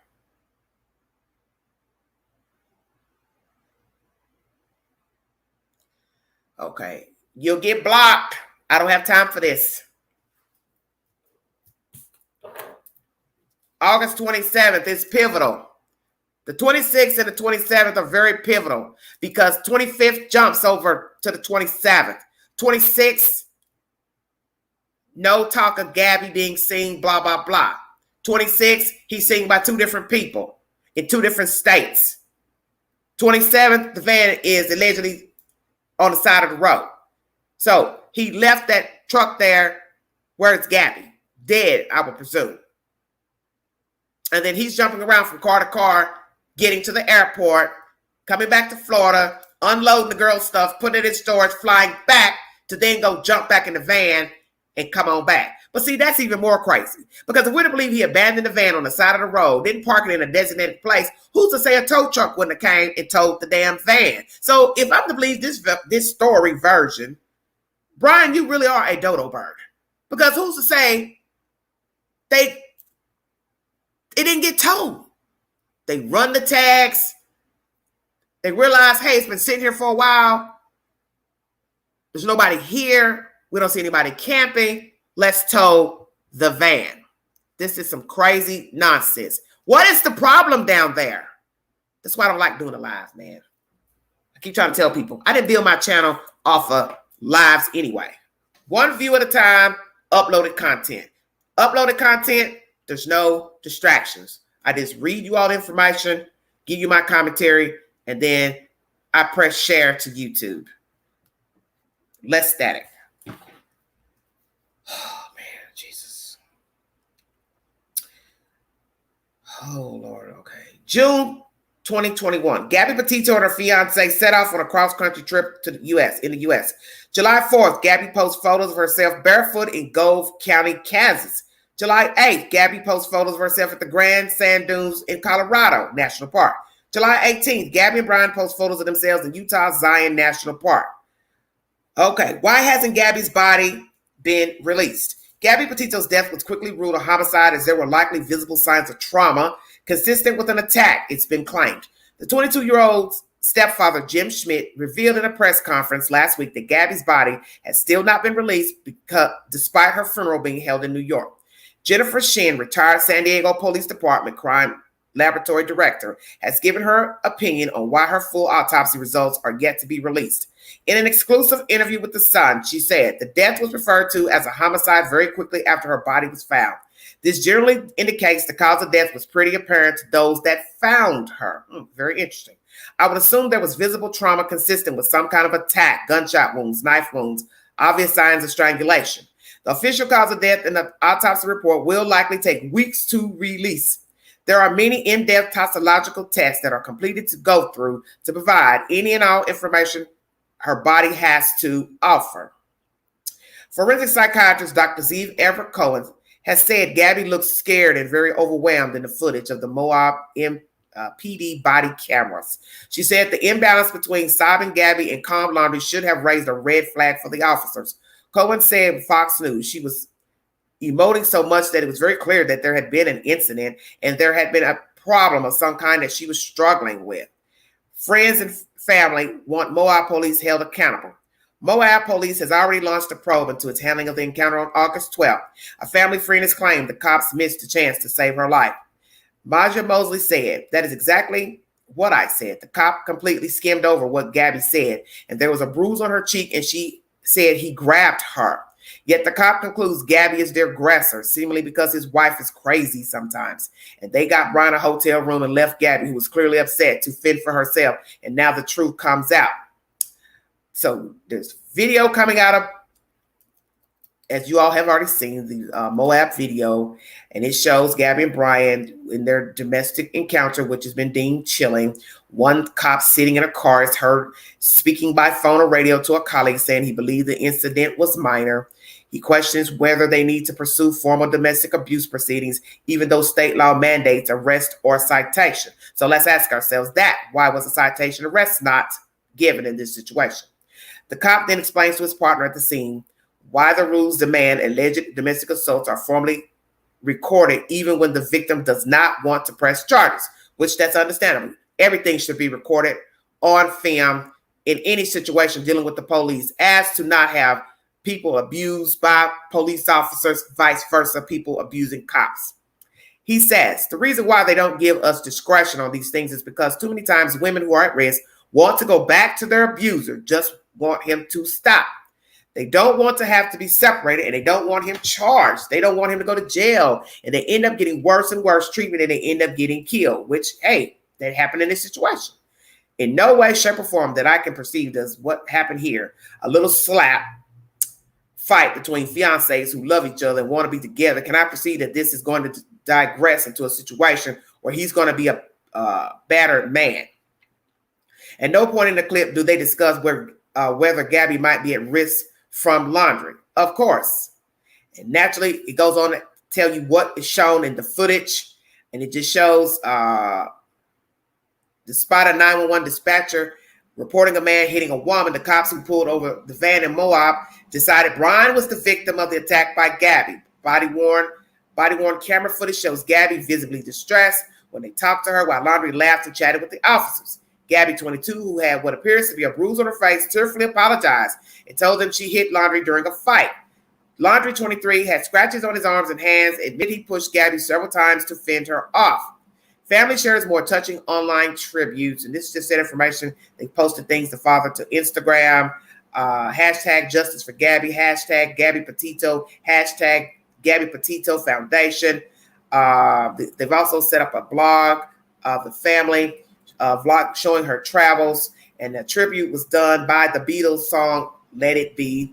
It reads, when I find myself in times of trouble, Mother Mary comes to me speaking words of wisdom, let it be. Joe Petito encouraged us to get up and go. At the funeral, he encouraged women wanting to go on a trip to get up and leave. If there's a trip you guys want to take it. Do it now while you've got the time. If there's a relationship you're in that might not be the best thing for you, leave it now, he said. Gabby is the most amazing person I've ever met. So if you're going to leave here today, I'm asking you to be inspired by the way she treated people, the father added. Okay, then it goes on to talk about the funeral. As you know, they got tattoos, what the tattoos meant. I'm just skimming through. Then there's something about a knife emoji in Gabby's January post. People are trying to figure out those things. I also have seen his artwork. Let me throw that out there as well. It is very deviant, a wolf in a what I would call a letterman's jacket with the letter B on it. As they said, possibly the B means Brian. He's the wolf in the jacket with the bleeding knife, halo over his head. See, sometimes we can misconstrue stuff. Could have been wicked thinking on his part, or it could be a letter to the public to show them this is what I'm made of. These are my thoughts, and I am just a time bomb ready to go off. Perhaps people really don't know Brian Laundrie, the said information. You are welcome to go look at this. There's a lot of information in here. This is by The Sun. If you need information, this is a Gabby Petito live update. I'm trying to get out everything that I pulled up because there's so much to bring. And Pop Culture is another article I want to bring to you pertaining to her disappearance, shining a light on Dashina Kyle and other missing people. I'm going to go ahead and drop the link because I'm already an hour and 24 minutes in just from reading stuff from articles. I told you it'd be winded with all the stuff because every day there's an update pertaining to these crazy people, the Laundries, and I don't see an end in sight with the madness, quite frankly. It just seems like it's never going to end with these people. But like I said, as far as the sister lying, I just feel like she should have just told the truth in the beginning. because I'm trying to understand why there was discrepancy in the conversation. When the reporter asked, when was the last time you saw your brother? You should have said the truth. Well, when he was last here, before September 1st, I saw him, blah, blah, blah, blah, blah. He came back on the 1st. He came to my house. I met him at the park with my parents, and I haven't seen or talked to him since. That's how you answer a question. So I'm trying to figure out what is the discrepancy, or what are they arguing about? This is very weird to me. Thank you all so much for your patience. Sorry all that was winded, but I brought several updates pertaining to chat with Carr, Desheena, Kyle, Miss Marcano, who was found dead in Florida, and also all the shenanigans pertaining to dirty laundry, the dog, the sister, he said, she said, a timeline. You need to go back to the beginning of this video to recap all the said information and the sources. Please feel free, because it's a lot of information and it's a lot of reading. Okay, thank you all so much for joining me. This will possibly be the last live. I'm not going to keep doing this.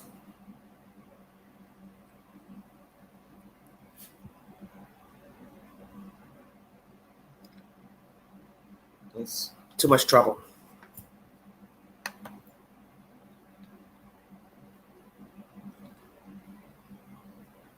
I like to really know what the hell y'all are talking about down there. Well, I won't be doing it again. It's a Saturday. I don't even have any business going live on a Saturday.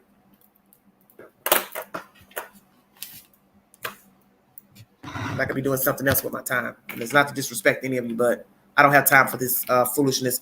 And I hate even having to mention this in my live, because I feel like I shouldn't even have to be saying any of these type of things to grown people. But I see where all this is going. So the other YouTubers, they can knock themselves out. I just don't have the patience for this. I no longer want to participate. Life is short. I'm sitting here talking about dead people, and I have to sit here and decipher what's going on in the chat, and I just don't have that kind of time.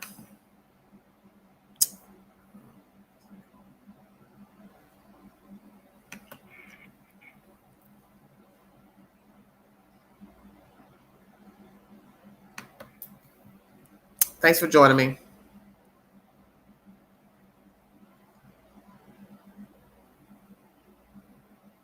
I don't even know if I'm doing this right, because I'm getting turned around. CD.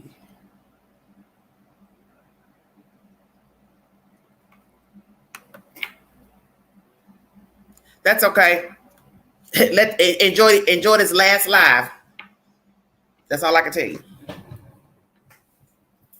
If you have something you want to contribute to the information I brought you pertaining to Dashina, Kyle, chat with Carr, missing Miss Marcano was found dead in Florida, and the foolishness with the laundries, the sister, the information, the dog is not going to be giving any information to the law enforcement. The sister has now talked to her brother, seen her brother since September 1st. Where is Brian Laundrie? Social media posts about his drawings being very evil in nature. Were these warning signs that there was something wrong with Mr. Laundrie? That there is something wrong with Mr. Laundrie? Was he a devil in disguise? That is the sad information today. Thank you for joining me.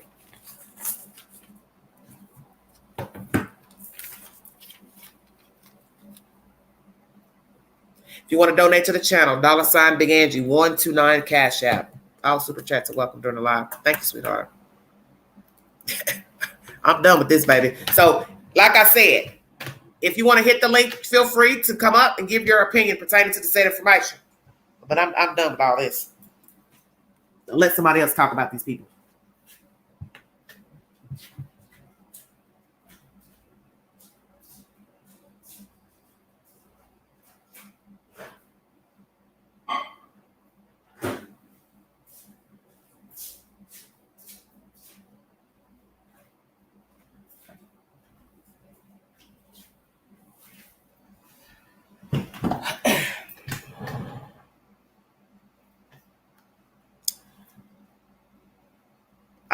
Florida has laws against that, so probably not.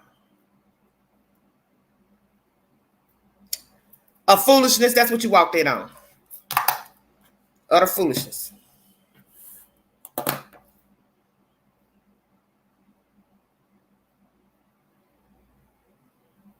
If you have something you would like to contribute to the conversation, I have dropped the link in the chat. Hit the link to bring your commentary pertaining to the information that has been released recently pertaining to the Laundries. The FBI going to the home.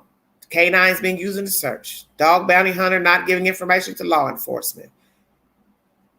The search going to the Appalachian Trail. Information pertaining to the sister lying about when she last saw her brother. Dashina Kyle. Vigil today at 6:30 p.m. Victor Ash Park. If you would like to attend, you're in the general Knoxville, Tennessee area. Miss Marcano was found deceased, and her suspect killed himself on Monday. That is the said information.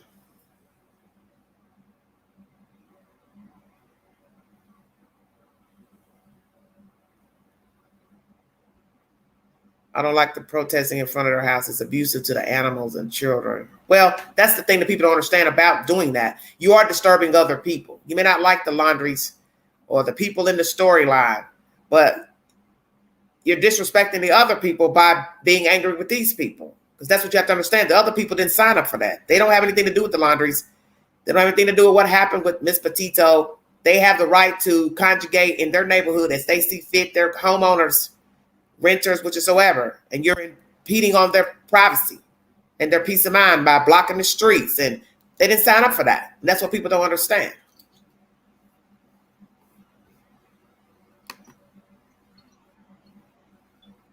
Hello, Queen. wait, Sholem, where are you calling from? Oh, Texas. How you doing? Not too good. I just put in your chat, my dog and myself and my son were attacked by a big dog Tuesday, but I'm laying here enjoying your show, and I don't want you ever to stop until if it gets too much for you, but just block the weirdos out there. There's lots of trolls out there. I can't have time to do that. That's why I have the mods to do that. I'm reading the information and what's, anyway, just say what you have to say. You're great. I got to step away from the computer. Just go ahead. I can hear you. Well, I'm thinking that Dog will eventually get this guy. I just do not understand why the parents aren't being taken in for questioning, and the sister. It seems to me they would be interrogated and interviewed for hours and hours upon all these days just to break, hopefully, and tell the truth. Tell them where this crazed man is. He's not even a man. He's an abuser and a killer. I think that there's a good chance he killed the newlywed gay couple. And then I think I might have heard on your station yesterday, I think they found a man's body, possibly from Texas, out there. I don't know. Okay. But yeah, I put in chat earlier, I'm 61 years old, and I've never, ever seen a manhunt like this. Of course, with all social media now, we get more news graciously from people like you. Well, you care, and there's others of us that care.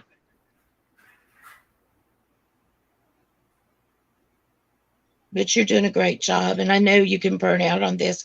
I'm not tough enough. I couldn't have a YouTube channel because I get my feelings hurt really easily. So I commend you for being strong enough to do this.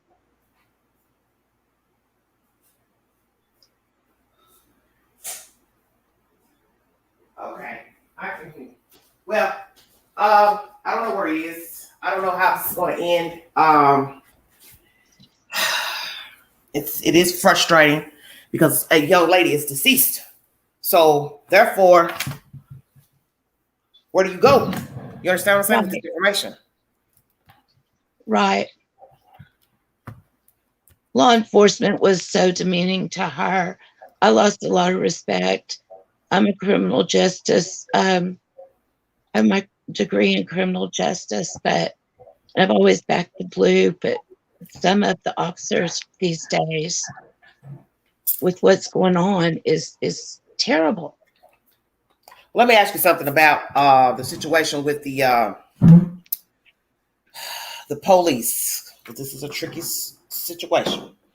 Do you think they handled it correctly?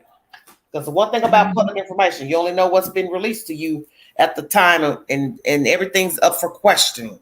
So now they're saying that they knew that he had hit her before going to the scene or whatever. So this is a mess. What do you think about that? Absolutely horrible.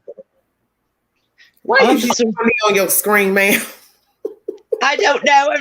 I'm laying here in bed. Like I say, I got attacked by the dog, so I'm just laying here in bed. We're doing good. We're doing good, though. I said, what happened with the cops? Do you think they handled the situation well? Because the law says they were supposed to either arrest somebody or write a citation. So then we have to say, if they wrote a citation, which one would they be giving the citation to? It's very interesting information. I think no matter what, he would have killed her. If they would have both, I don't believe law enforcement did well at all. Okay. Well, explain why. Are you getting an echo? I'm not getting an echo. Just talk, ma'am. I'm trying to figure out why you're watching the computer. I think they dropped the ball. Yeah, I think that they should have at least took the information down. I know they got their driver's license, but I think I'm talking over you. I don't know. I'm gonna get down. Stop trying to look at the computer and talk. Just talk. If you're on the phone, just talk in the phone. You understand what I'm saying? Because you're gonna turn yourself off. You're trying to look at the mouth moving and talk on the phone. I have my phone turned facing my lamp, and no, the law enforcement was horrible. They were so demeaning to Gabby. Thank you, Karen. Thank you. I do think that going to jail would have been the right thing, but I think it would have for both. Yeah. Which one? Both of them. Interesting. Okay. But let's throw this out here. What if she was the aggressor? What are we talking about here? Because we don't know these two. What if we are talking about a female who got aggravated with her boyfriend on occasion by things he was allegedly doing, not doing, because we don't know them? What if indeed she is that girl that likes to punch, jab, do this and that? Because in the end, like I said, you still have to know how to handle yourself, whether you the aggressor or the female's the aggressor. I just think these two should not have been together, period. The trip to me is the top. The trip to me is the icing on the cake. You were in each other's company too long. Too long.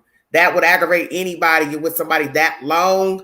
And so every little quirk, every little thing they're doing, saying is getting on your nerve. And there's no escape because you two came together in this van. That's true. That's true. It could possibly be that way. I think he'd been grooming her for however long they were together. We know they've at least been together a year. Yeah. And then the sister mentions that as well, that she did know of them arguing with each other. So I do believe it was not a secret that these two had spats, however it went. And as I said, they hung in there with each other. That was the downfall. They both hung in there with one another. Yes. Yes. It was very volatile. Yeah. I've been verbally and mentally abused, not physically abused by my ex-husband. But you do and say things that you think you wouldn't do when you get so torn down. Yeah. Like I would pinch him. And that's what happens is that these two kept doing stuff to each other and kept dealing with one another. And somebody didn't think that they were going to get hurt, permanently. Yeah. I don't think in her mind she thought this guy's going to kill me. This guy's going to kill me on this trip. Maybe she could have got an inkling, but that's the thing. A dead man tells no tales. A dead woman tells no tales. We're not going to know what she thought in her last moments in dealing with Mr. Laundrie. We don't know what the pop-off was with Mr. Laundrie. But I believe the 27th is the pop-off date because I've just brought you a timeline. And the 27th, I believe, is the pop-off date of when that stuff went down in that restaurant, when he and Gabby left that restaurant, all hell broke loose. And that's when Brian checked out and said, I'm no longer putting up with this chick. I'm done with her. And he did whatever he did. And he abandoned that van. But where I have the problem is, where the hell did he go? Who saw him, rode him around to where he got here, there? Because you got to make me understand the logic behind hitchhiking, leaving a van, and then flying somewhere, fly back, and then get dropped back off at that same van, not even think that the van could get towed. See, this is very trickery, a very trickery slope. The trickery slope. It's crazy. It's crazy. It's absolutely nuts. And I wonder, do you think that he killed the couple? I don't know, but I will say it's suspicious that all these people are popping up dead at this park. Isn't it? And we do know that he gets around, because this is what I keep trying to tell people. I'm not going to believe that all these people are making up lies about seeing him. I believe these people saw him. And if he can get from Montana, from Wyoming, which is a 2 hour, almost 2 hour and a half trip, he easily could have went to different parts of the park killing folks. Do you understand what I'm saying? Because I'm sure this is a very big park. I don't know the acres, but I'm assuming it's a big park, because they're also saying where Robert was found, Mr. Lowry, it's quite a bit of ways from where Miss Petito was found dead. So this is a big area. I think they estimated it at 40 miles. And I thought, good God, you're talking about expansive. But if I'm sick and I'm a killer in the making, I'll travel wherever I want to go and do what I want to do. That's what people got to understand. What serial killers do, you have those that travel, like the guy that rode the train and killed the guy at the University of Kentucky, raped the girl, beat her up, killed him at the railroad tracks. He rode the tracks. That's what he did for a living. He rode the railroad tracks. Crazy. Yeah, that's crazy. Is that the guy they got that basically did most of his murders here in Texas? Maybe, because I think he's from Texas. He was married too, if I'm not mistaken. He had a girlfriend. He had taken people's jewelry to her. She had other dead folks' jewelry. It was just a mess. Hispanic guy. He was a Hispanic guy. Yes. I think that my mom at the time was living. I think she said that she heard he killed one of her teachers. Oh God. From school. Nice. That's nice. Or relatives of a teacher from her school, but she graduated many years ago. I don't know. That's weird. Yeah, it's very weird. Yeah, I think I think the coroner and the law enforcement know more because of this massive manhunt. Either it was a very heinous crime, murder, or he is a serial killer, and they know he's very dangerous. Okay.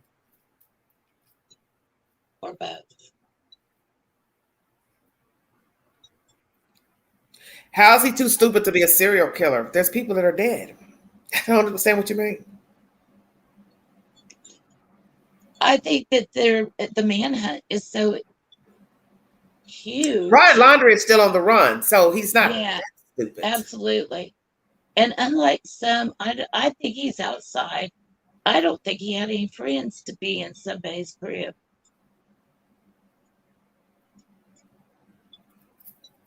They camp, like you say, they're crazy. They camp all the time. Yeah. I'm like you, I'd rather be in a hotel room. But I watched you last night, and I think about the scary movies you were talking about. And these monsters among us. Charlene has the best point. What does he have to lose? That's the point of a killer. Right. What's he got to lose now? I'm doing it because I can. I don't need your permission to kill somebody. Right. I'm doing it because I can. But just looking at him, he doesn't look like the type. I mean, but there is no type. So what is the type? Right. Absolutely. What is the type of a killer? Whether they kill one, they kill five. What is the type of a killer?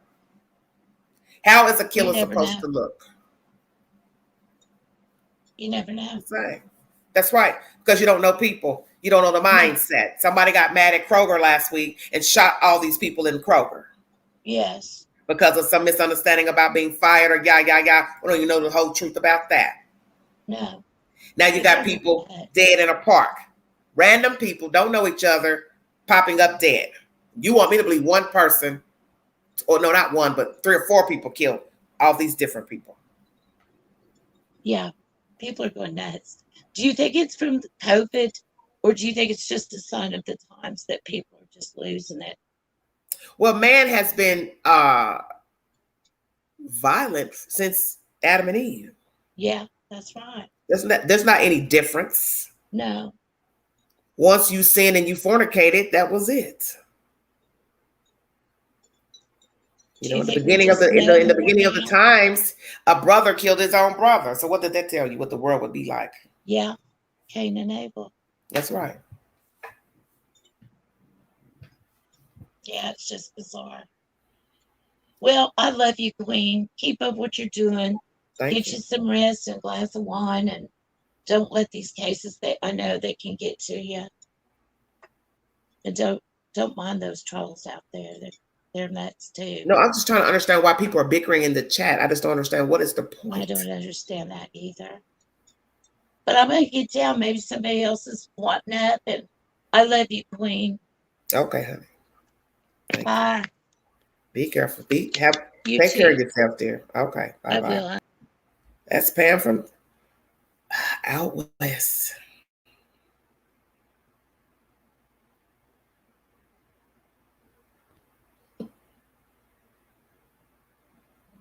Hello, everybody. Hold on one second. Stop my camera for a second.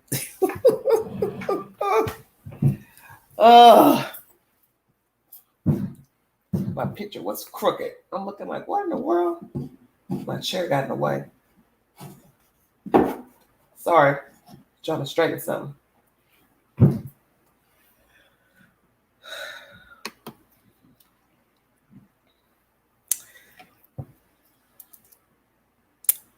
Well, it's pleasure for all killers.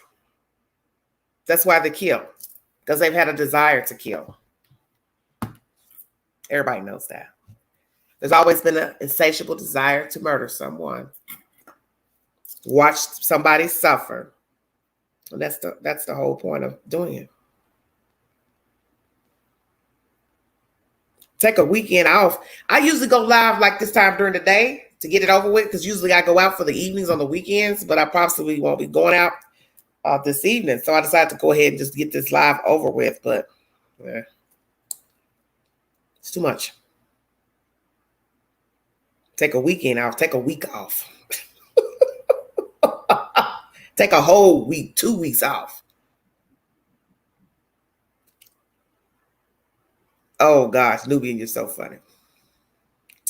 Honey, I barely had coffee. I haven't even had lunch or nothing. Because I was up late and snacking like early this morning, listening to crazy stuff on the that channel called Reels.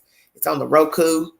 A lot of true crime I was listening to, and I was listening to it in my sleep, and I thought, I don't need to be listening to nothing crazy, especially that I was listening about that girl, what's her name, Jodi Arias, whatever, that chick was crazy. Just killed that man, stabbed that man in the shower. They even showed the crime photos of him lying in the shower, and I mean, that shower was small, that shower stall, and he's just curled up in there, and I just thought, man, this is crazy. This girl was crazy.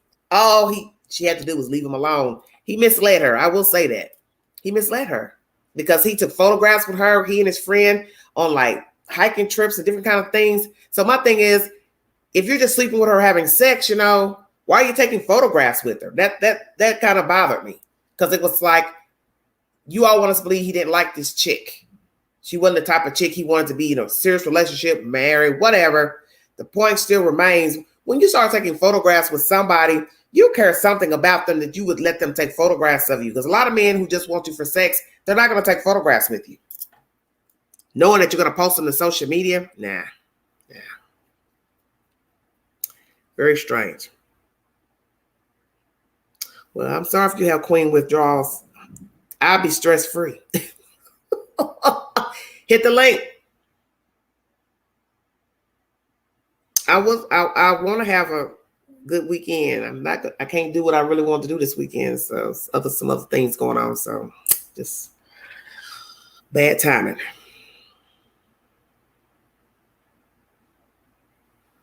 What are you talking about, Nubian? You check the channel out. What are you saying? Yeah, I was watching bits and pieces of that. The crime scene photos. She threw the camera in the washing machine, and the cop was like, "Oh, why would she do that? That's how we know she was there." Then she left a bloody palm print on the door. It's just crazy stuff. Door jam or whatever. Well, they were a serious couple at one point. She even became a Mormon for him. Yeah, that's what I'm trying to say. Oh, you're going to the lake? Sounds good, Outlaw. Sounds good. Sounds good. The lake sounds really nice right now. Even though I'm not a swimmer, but that sounds nice. Hit the link if you want to give your opinion pertaining to this information that I've brought you. I brought you a lot of information pertaining to Dashina Kyle, things that her family are saying. They're in shock. They're stunned. There's a vigil for her today at 6:30 p.m. at the Victor Ashe Park. Chad with Carr still missing. His sister is giving commentary to the news.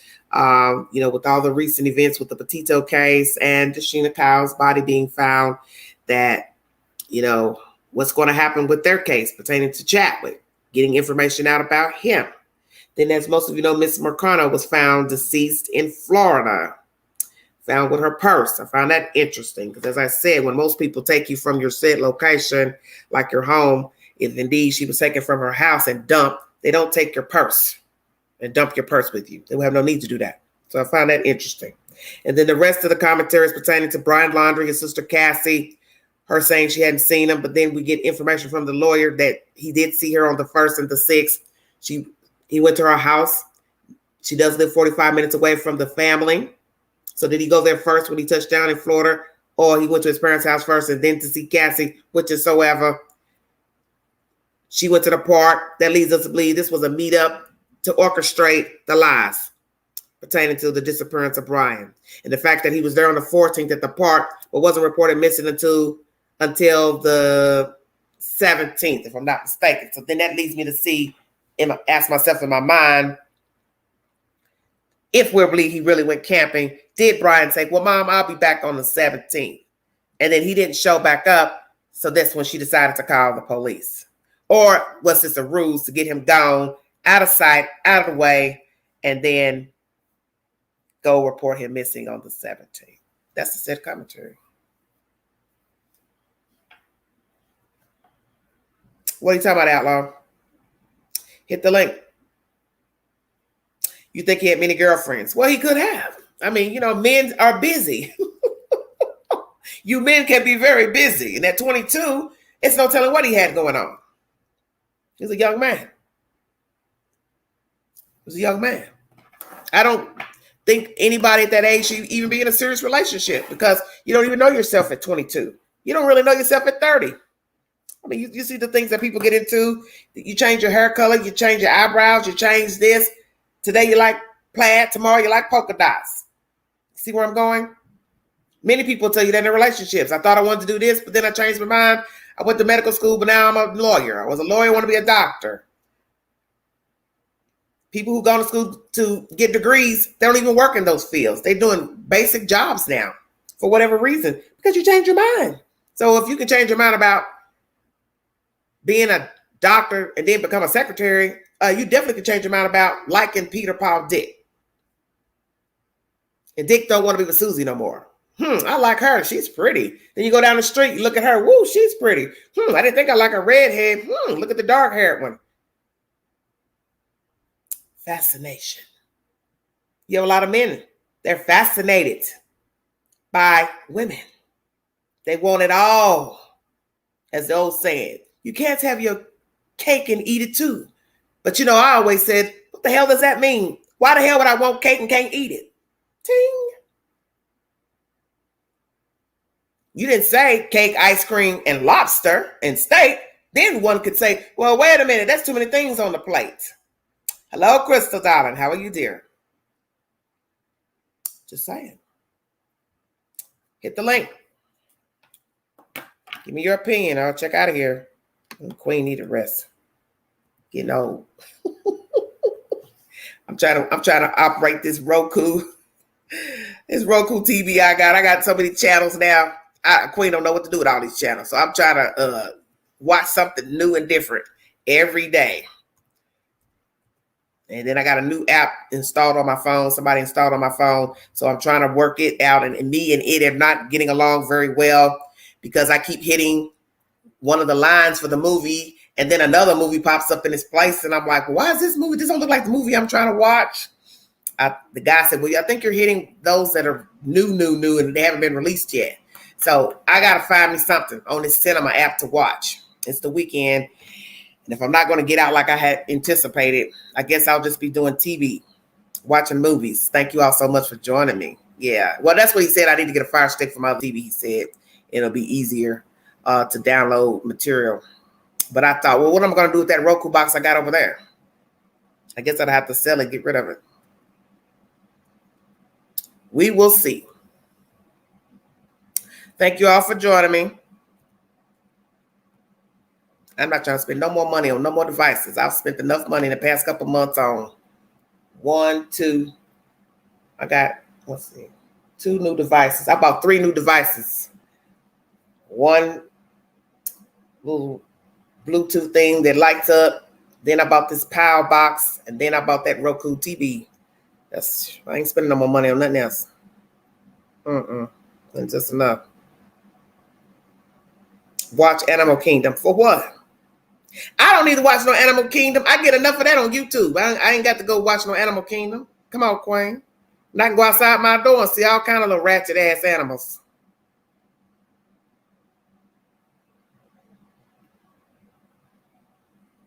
I'm on a learning spree. Well, I'm trying to live. I just left a funeral.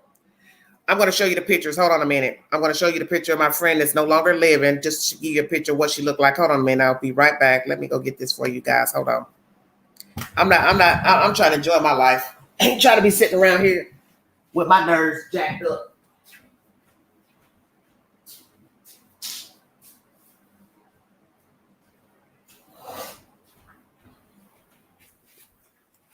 All right, I'm back. Woo. 2 weeks. I hardly ever watched the TV. Between doing the YouTube videos and always having to go in and get information and stuff, man, I have not been enjoying my TV. I've got a drawer filled with new movies that I have yet to watch. And I bought those movies a few months ago, and I haven't watched not one. So I got a lot of entertainment. But every time I turn around, I'm going through YouTube to see what's new, who's uploaded something, the latest. It's time consuming, and I'm over it. Thank you so much. Yes, a celebration of life for Tyra Glad.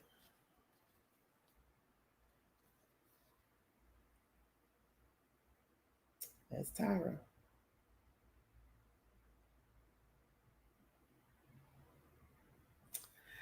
We're going to miss you, baby. Lord have mercy.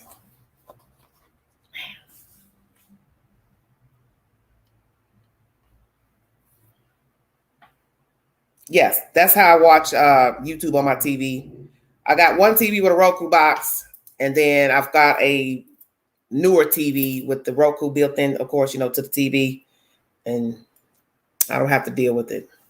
Reese, you got to connect your devices.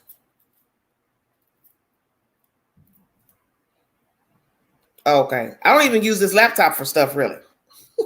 I don't watch it. I watch everything off my TV pertaining to YouTube and the news and the nightly news or whatever. I watch everything off of YouTube. And it's so sad because, like I said, I got this new TV with all this stuff, channels and stuff to watch. I mean, just endless channels I get now. All the BET, MTV, all that. I'm just like, man, I might find another way to do a podcast. That's what I want to do. I want to do podcasts on a whole separate network where all I do is talk. There's nobody to interrupt. There's nobody to comment. No, I don't have to hear anything negative, commentary, feedback. It's just me talking, quipping back. If I want to have a guest with me, I can have a guest and it just be us two whatever, 3, whatever. There's no other outside forces to be watching chats and all that kind of stuff, because that's time consuming. Watching the chats and stuff. It's no disrespect to some of you, but it's time consuming. Yes, she is beautiful. Tyra's a beautiful girl. This pretty baby doll could lay down some hair. You hear me? She could lay down some hair. They called her the waterfall queen. For those who are African American know what waterfalls are. Finger waves, when we were wearing finger waves back in the 90s. She could make the best finger waves. Yes, Tyra. Everybody knows that. She can whip some hair, honey. Bobs. That's the last time I remember her doing my hair. She gave me a bob. That was in 93. That's how long ago that was. 1993, if I'm mistaken. 93 or 94. Yeah. It's a long time ago. Yes. 50 years old. Same age as the queen.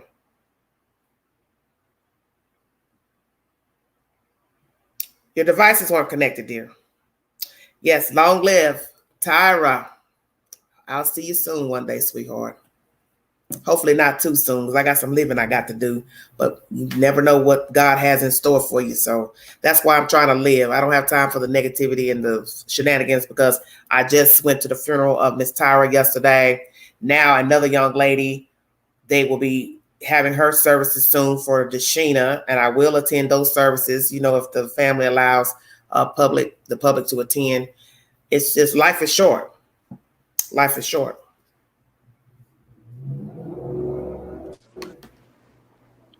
Hey, Hello? Queen. Hey, where you calling me from, Reese Black? KC, I had to get on my daughter's iPhone because I guess I'm an Android user and don't know what I'm doing. Well, I'm on Android too. All you have to do is just hit the stream, like you touch everything on your phone. You do it the same way. Just touch it. Okay, well we got it together now, baby. Where you calling me from, baby? KC Mo, home of the Chiefs. Yes. Mm-hmm. Okay. Kansas. Say what? KC Mo. Kansas City. Chiefs Kingdom, baby. So crazy. Say it again. Say it again. But wait a minute. I was trying to tell you. I believe you feeling good. What you been drinking? Listen, the water, okay? Water all week, because I've been having allergy problems. Water and tea. Green tea, baby, all day. Yes, ma'am. Listen, I was trying to tell you to watch Animal Kingdom, the TV series. It's not about animals. It's not about animals. Hey, everybody. Hey, what was it about? It's about a mother who had twins, and she was a bank robber or whatever. Don't tell me nothing else. Don't tell me nothing else. Just stop it. Don't tell me nothing else. Girl, I'm going to tell you. I'm going to just tell you. It turns into basically a mob mother. You telling us the movie. No, I'm not. I'm just giving you the plot so you'll know that it's not about. Okay, let me ask you this. What network is it on, ma'am? Amazon Prime. I gotta order it. No, you don't. I don't know about that. Amazon Prime. Okay, so when you get a Fire Stick, just make it your business to type it in. Okay. No, if I got it's running on Amazon but not Roku. Is that what you're trying to tell me? That's what I'm trying to tell you. Okay, I got you. All right. So anyway. Yeah, I got a lot of topics up here. So you want to choose one, man? Yes. Let's choose this Brian Laundrie situation. Oh, the grand poobah. Yes, the grand dummies, because to me they watch a whole lot of crime stories. So the reason why they was going on bike rides and walks and all this and venturing to the park, because they probably thought their house was being bugged. Because see, when you're doing I'm so glad you said that, because I was thinking that today. Yeah. Oh my God! When you're creeping around and you're one in the chat that's been nervous. I've been thinking. Yes. Yeah, you're nervous. Yeah. And you're on edge, and you think everybody looking and watching, and oh my God, they got one. Let's go outside and go for a walk, baby. Let's go take a bike ride. Because that is so funny. But guess what? Let's think about this. Nobody has come to your house yet. Your son just got there. But they paranoid. Okay, but I'm just saying, he just got there the first. So why would there be anything recording in your house when nobody even knew he was back home? These people are going around trying to talk about their kid. Paranoia. No telling. He didn't probably call. He probably bought a burner phone on the road because he didn't want nobody to hear what he was telling them about. Because I know he talked to him before he got home. Yeah, let me talk about that too. Let me interrupt you for 1 minute on that issue. I was pondering that yesterday and probably the day before about the phone situation. Could it be the phone that the FBI took was the old phone? The phone he got hooked up at AT&T is the phone he's using now. Well, I don't know. I know that his parents was trying to keep me out of, if you're gonna get another phone, put it on your name. So she probably took him to the store to buy another phone with her money, put it in his name, and they kept that phone there to possibly call him on a burner phone he brought on the road, because nobody said the purchases that he made with the said money. Okay, well, another thing that's crazy is they ain't said which phone the FBI took. So think about this for a minute. I'm not getting ready to buy a phone that I'm gonna leave around for the FBI to get that's new. You see where I'm going? Right. So I think that old one is the one that they took. It's a possibility, but we don't know. We don't know. Yeah, we don't know what phones he purchased on the road because he had to talk to them. You see what I'm saying? He did not talk to them on the way back. So you think he bought a fake phone? You don't think he used his own phone? No. I think he got all that money out because he needed to buy burner phones. He needed to get things besides gas to get home. He had enough time to plan out what he was going to do while he was running and jumping in and out of cars. So that's why I said that's exactly what he was doing because the dates are skipping over the 26th. Everything is going back 25th and back, jump 26, 27, 27. That's what he was doing. Everything was done in between the 27th, the running here, the running there, flight tickets, all that, touching down on the first. He was a busy bee. He was wild. How long it takes to get from there to Florida. He flipped on the 27th and he was hitching ride. He didn't know what to do. Yeah, something jumped out between them at that restaurant. Yeah. And I think that's the day that he killed her. Yep. And he didn't know, after you kill somebody, your adrenaline's high. So he was running around all over the place like a chicken with his head cut off, jumping in and out of cars. He didn't know where to go. But let me tell you something, how he calmed down. He called mama. He called them. And that's how he calmed down and slowed his roll and figured out how he was going to get back to Florida. Because, see, he needed somebody to talk him off the cliff, whether it was his mama, his sister, or his daddy. Because when you kill somebody, you are up in a cloud. You have no idea what you're doing. You're so mad. You're so angry. You have no idea what's going on. He needed somebody to calm him down. Jumping in and out of cars with them people, he wasn't talking to them people. They told you he wasn't talking. He was acting strange. He wouldn't do this. He wouldn't do that. He needed somebody to calm his nerves down enough for him. That's why somebody dumb told him to go back and get that van. Somebody said, you need to go back and get the van. Somebody told him. But you should have thought about that anyway. That's logic. Well, yeah, that's dumb. It really made no sense. It really made no sense to spend extra money flying. You could have easily got in the van, drove it after you killed her, drove home, emptied the stuff out the storage, and the van been right there. Nobody said they were smart, though. Nobody said who he talked to was smart. They was dumb, too. Because if I'd have did it, I would have left the van. I wouldn't have talked to them. I would have been missing, too. I would have never came back to Florida if I would have did something like that. I would have never, ever came back and talked to nobody. The van, they'd have found the van there, too. And well, that's why I said, when you weigh it, it's all foolishness. Because, one, you should have never killed the girl. That's first and foremost. Yep. Two, you should have never left the van. You should have left the van behind.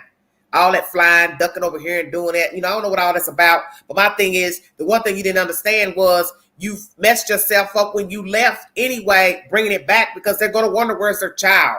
So they call the police. The police go there and see the van there. Let's talk about that because they said there were several calls made on the 10th and 11th to that house.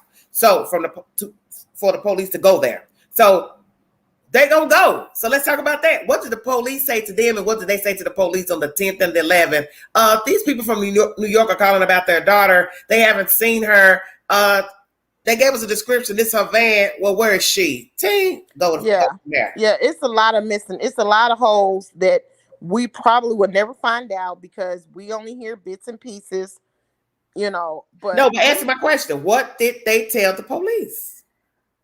Because now I just brought you commentary that they did go to the house the 10th and the 11th. They did go to the house at on the 10th and 11th, but they said calls were made, so that means they had to go there and ask questions. So what did they say to the police? My son brought this van home. His girlfriend didn't come back. I mean, we don't But know. where is she? Right. We don't know. We don't know what they told him. We don't know because they're so dumb. They made up the story about taking the Mustang to the park. Yeah, I think the van is still in custody. And seeing a note. Well, they're not getting the van back if they thought they was gonna keep her van. Sorry, Charlie. Yeah, they thought. Yeah, they thought they wasn't thinking. They didn't think it through. They did not. They didn't. That's why. As far as that was been his best alibi. We had a fight. I just took off. I don't know what happened to her. Yeah, they're not the smartest people. We already know that. But see, when you murder a person too, you leave behind evidence of killing people. And if they did try to scrub the van down, they have things that'll let them know that you did try to. Cleaning agents. Cleaning agents. Mm-hmm. You know, so that's dumb. So, like I said, they watched too many crime shows. Everybody panicked. Nobody knew what to do. You know, they were just doing what they thought they saw on a movie. Let's go out. Let's go for a walk. Let's go here. You know, let's go there and talk. Let's not talk in the house. That type of stuff. That's what all those movements was about. The lawyer, he's trying to get them to look at the sister now because she don't have a lawyer. And I don't think she had the best relationship with her parents. But I believe her and her brother was close. Why you say that? Just because why would you let the lawyer even throw that out there about your daughter? You know, why would you let the lawyer bring that out that, she was there too, after you know she lied on camera? You know, why would you let the lawyer throw your daughter under the bus? Well, I think he threw her out. Let's think logically. He threw her out because somebody was probably going to tell we saw her go there too. So before we go and get the gossip out that she was seen and we never said nothing, because they weren't planning for the information to come out about the parents. Just stay right, true. So let's go on and say, yeah, she was there. Because I always say it's a reason for the season. True. So somebody done told that they saw mom and daddy and Brian. True. The sister went on too. That's gonna get leaked. Let me go and throw it out there and be done with it. Yeah. You're right. But I'm, they're, back to the police stop and all this stuff. We already know that he deceived the police and made them believe he was the calm one. I've been in a scenario like that, real live. My son is 27 years old. His father was 6'4". I'm 5'3". His father was 280 pounds, muscle bound, semi-pro boxer. Every time we'd have a fight, I was the one that went to jail because he was the one bleeding. I was the one. So when the police came, he was the one bleeding. But if you look at the size of everybody, the only thing they were going by is because I was the one that was upset. And you know what he would do? He would calmly say, look at her. She's crazy. Look at her. She can't even look how mad she is. You know she's this and you know she's that. I'm a security officer. If I do anything to her, I'll lose my job.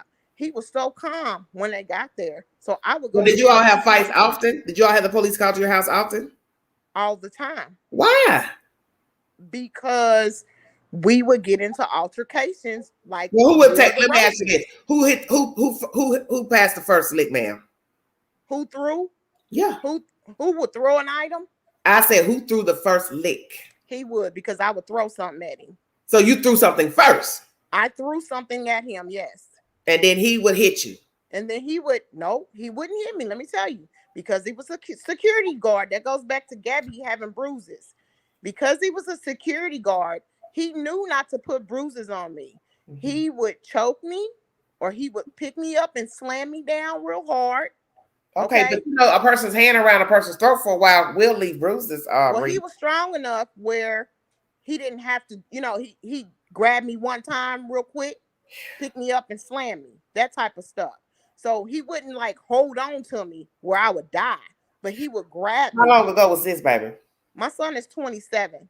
Mm-hmm. I'm 44. Okay. So this was how long ago? Is they can do things to you and calm down where you don't have that many bruises. He would be the one that would have the what do you call it? The defense markings on him, because yes, I was smaller, but yes, I think I was more deadlier. Well, how old were you when you were in these altercations, ma'am? 18, 19, 20. And how long did this go on between you and this father? 5 years. Oh, mercy. Where is he now? Sorry to say, he's not doing well. Where is he? Doing well. He's sick. You know, he's really sick. He's a diabetic. You know, he's not, as muscular and strong as he used to, because he used to drink. Drinking was his problem. So was he drinking when you all had altercations? Yes. So that means he was drinking young if he was near your age? Yes, his father was an alcoholic, and he was too. So how old was he when you were 18 and all this was going on? He was... So you had a child young by him. Were y'all living together? He was 23, 24. Yeah. So when I say they can calm down and make you look like the aggressor, yes, I went to jail. I'm going to say the police was called 4 times in 5 years, and I went to jail each time. In Kansas City? Yep. I went to jail each time. Now, granted, when we went, the judge, after the last time, he's like, if I see you here again, no matter if he's, he doesn't want to press charges, I'm going to lock you up, Miss Phillips. I'm just saying, damn. You 5 foot or firecracker too? 5'3". 5'3", 5'3", excuse me. 140. I think I was like 140, 145 pounds. But you still was a firecracker. Yes. But you see now, at looking at this story and so many, how things can end up, right? It can. Let me tell you something. I'm gonna tell you this, and it's not funny, but it is now. I'm gonna tell y'all something, viewers. Listen to this. When we say, when you come close to death, and you you come out of it, you better run. Yeah. The last time he choked me, let me tell you, it's funny now. He choked me. Why is it funny? I'm gonna tell you why. Hold on. He choked me, and I woke up, and he was on the couch playing Sega Genesis. When I woke up, now did he know what would he have done if I wouldn't have woke up? Nothing. Came up with a good alibi. Girl, so when I say he could have killed me, but when I woke up, he was on the couch playing Sega Genesis. Well, you luckily that you woke up. What did he say when you woke up, Reese? He just looked at me. Real strange, and I just got up and I went in the room, and I think I went in the bathroom to see if I had any marks on my neck, but I was hoarse the next day. Well, this sounds kind of like the Rose Lady's storyline. The one that's the Candace Bly's sister. But when you read the commentary pertaining to her, it was always they came out to the house and she was the aggressor and went to jail. That's right. But always, because he will be bleeding. When I tell you that I would put some defensive wounds on him because he was big, I'm telling you, I tried to dig his eyes out. I tried to scratch his lips off, his face off, to let him get off of me. Yes. So they know what not to do to you, because he kept his job. He never went to jail. I'm telling you, he never went to jail. And if it wasn't for the judge telling me the last time that it don't matter if it doesn't matter if he drops the charges, you're going to jail. Yeah. But somebody said that about these two, that somebody I just talked to said both of them should have went to jail. Yeah, and like I said in the chat, if Gabby would have went to jail that day, I believe she would have called her parents and they would have came and got her. Okay. And she wouldn't have been there. That's what I believe.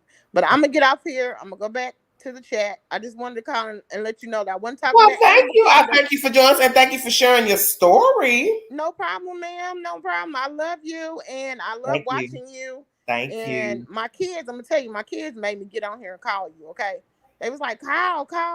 You call. Do you have anything to say about my other stories of Dashina and chat with Carr? Dashina, that is a sad situation. He's another panicked killer. He didn't know what to do with her, but he knew he had keys to that house. And that's you think he had keys to her house? That house that he dumped her at. The abandoned house. Yeah, because I'm not really getting information if it was inside or outside. You understand what I'm saying? So that's why I'm thinking Well, it'd be stupid to put her inside because then that's a dead giveaway. But then it's still a giveaway with her being outside. I don't know. I don't really have the. and I believe they put know up if it was enough inside or ruckus, not. just like we did. Just like we did. We was loud. We never called the police on each other. Somebody else always did, and we lived in apartments. Yeah. So I know that somebody heard that mess. These apartments are. Well, I huge. read the article. Maybe you didn't come on the live the other day. I read you the information from the article, and it's speaking verbatim, which I pissed off about because I want to know how are you able to repeat you saw him choking her. So as Right. Crystal said last night, so you're saying what? You saw them outside him Yeah. choking her, or you were in the apartment and saw him choking her? Mhm. Because it starts off saying, I heard breaking glass, I heard yelling, I heard glass breaking, I saw her getting choked, and then it stops there. So, the door was locked from the outside, so you couldn't get in, and a window opened from the outside.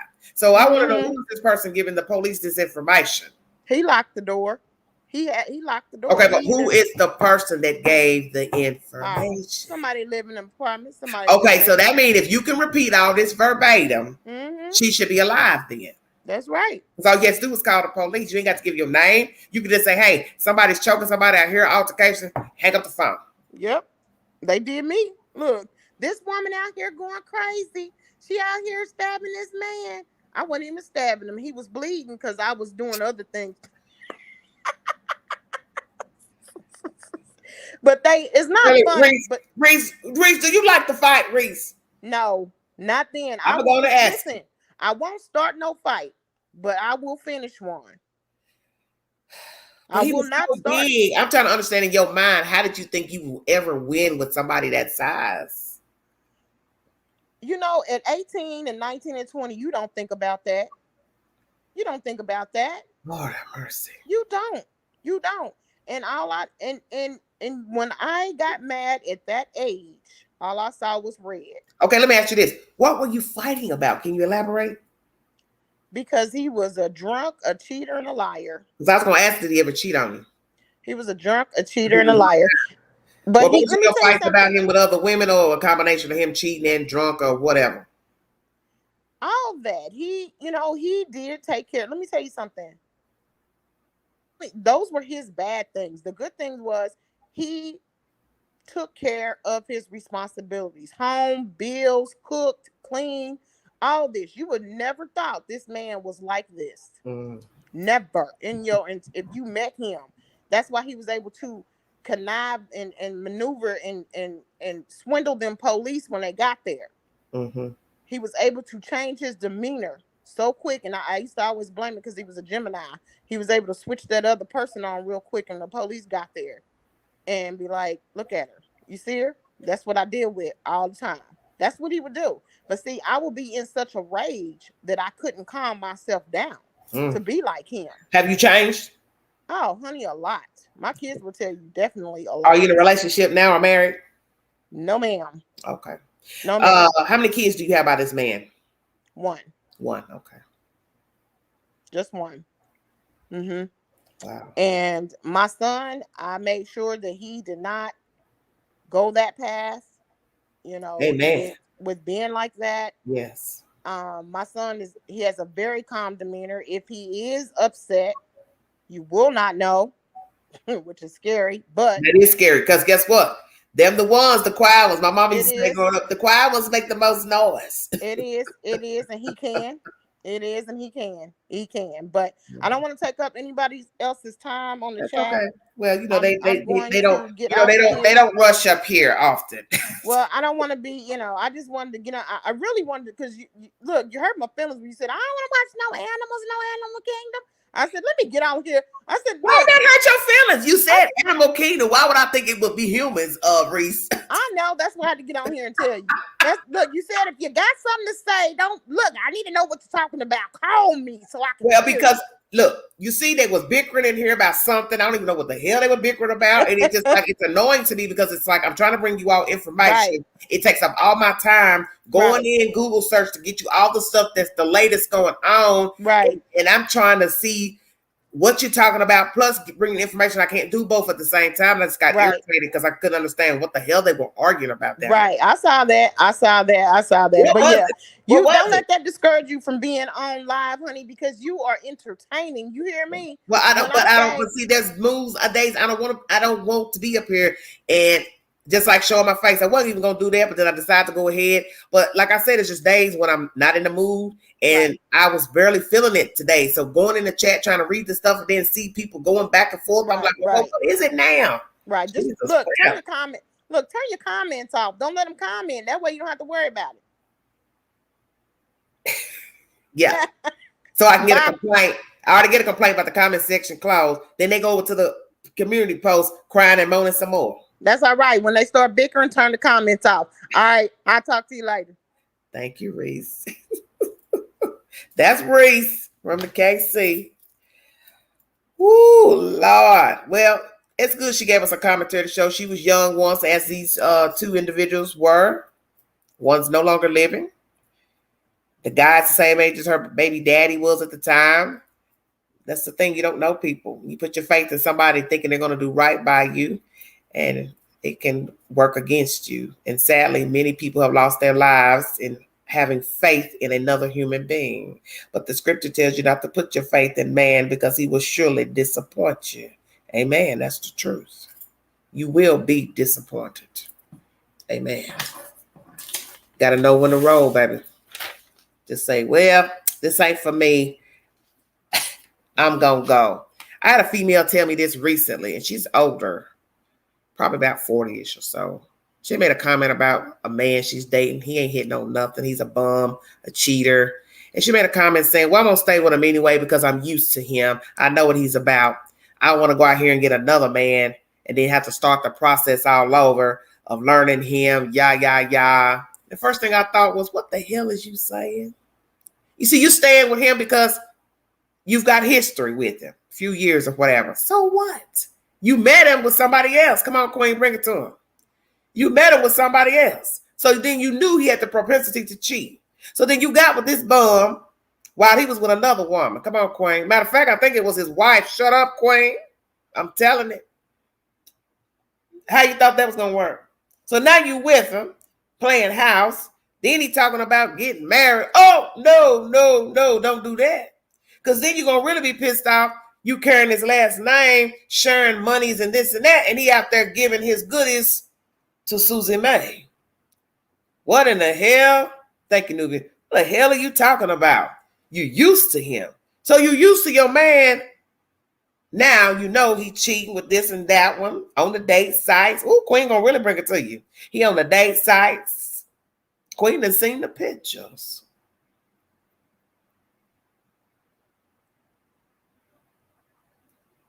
But you don't want to go find another man because you don't want to start the process over of learning another man, a new man. So you willing to settle with a man who likes to give his goodies out. Did I hear that correctly? So you saying you're going to settle with him until further notice. There is no way in hell. I'm getting ready to have you in my house, paying bills, whichsoever, sleeping with you, slumbering, posting pictures to social media. Ooh, and I really can't stand that. They post shit on social media. So that's what you call living a lie, because you know he out there sleeping with somebody. It's like you don't know. You know he out here sleeping with other folks. You also know he probably still can make children. And most men don't like using condoms. I'm going to keep it 100 with you because I think you need to be honest with your chat. Because a lot of men don't like using condoms. So therefore, you got a man sleeping with you who likes to sleep with other gals. He like big gals too. Go tell it, Queen. He like them bigger.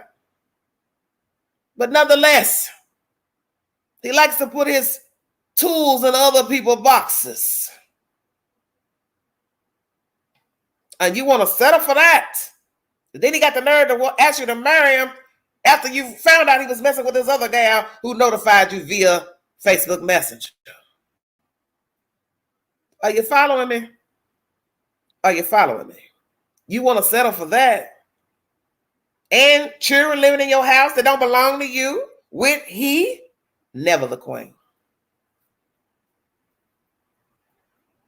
You got a house and you playing house with a bum and he cheering in your house. Not never. I'm going to tell him just like this. Boo-boo, it's been a nice ride, but you and your child got to go. Sorry. Can't stay here. You can't stay here. You're not getting ready to endanger my life so I can catch something, 1. 2, get my head busted by one of your crazy females. You're disrespecting me. People know our business in the street because you already know the other woman is telling folks about she and he. Come on, Queen. No, thank you. Get your Kroger bag and get your baby's Kroger bags and get out my house because I don't need you. And no disrespect to the child, because the child, don't know what their parents are doing out there. And I feel sorry because he's rearing a boy child. I believe it's a boy. And that ain't no good. I think it's a boy, if I ain't mistaken. Either way, you're somebody's parent. Leave it at that. You can't stay here. You and your children, I want you out of here. You see, these are the things you have to do for self-preservation. You don't have to put up with anything. And that's what you're doing. And for you to tell me, well, I'm going to go and stay with them. I said, why? Well, you're going to stay with them. Okay, so, okay. And then he decides to want to propose to you. For what reason? I don't understand what you're saying. You got caught with another woman. Then you talked about the other woman like a dog, which I didn't like that either. She was good enough to sleep with, but now she's a linebacker. Is that how you described her? Who does that? So now she a linebacker. She built like a linebacker. I know I shouldn't be saying this on my live, but I'm saying it. You see how they do you? Sneak around and lay up in your bed with you and have all kind of sex with you. And then once caught, go back and talk about you like a damn dog, like you're nobody to the main girlfriend.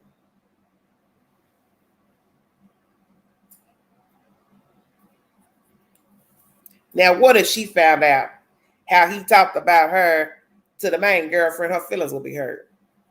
Her feelings would be hurt. But she put herself in that situation knowing he's with this chick and messing around with him.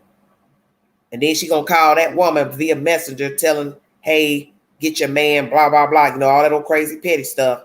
See, all y'all like foolishness. And that's how I look at all of you. He likes putting his tools in other boxes. You like riding a ride with his tool in other boxes. And a side chick liked the attention until she realized she wasn't getting what she wanted. So then she want to go call the girlfriend and tell her about her man, as we say in the South. Man. Foolishness. But this is how you end up in the cemetery. Playing childish games. You win childish prizes.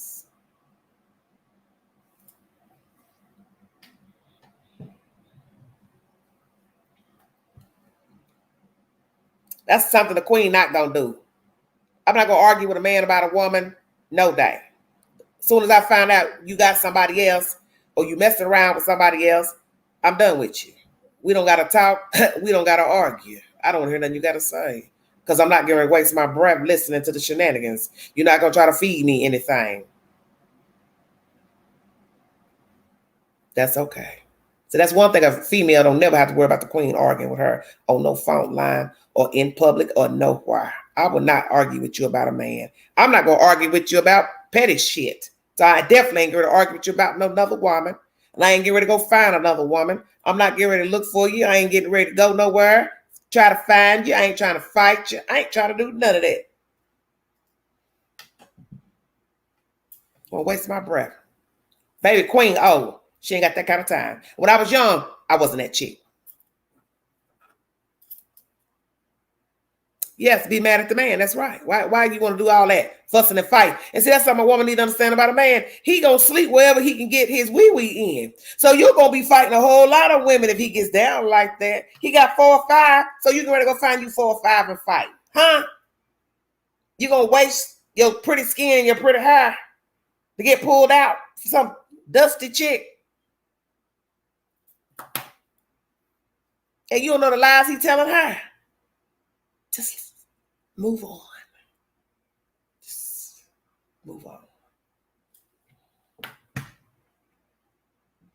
Hit the link if you want to give your opinion pertaining to the information I've brought you this evening.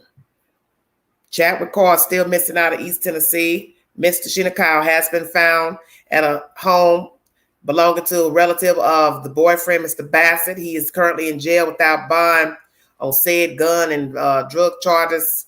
He is now a suspect in the death of Miss Dashina Kyle.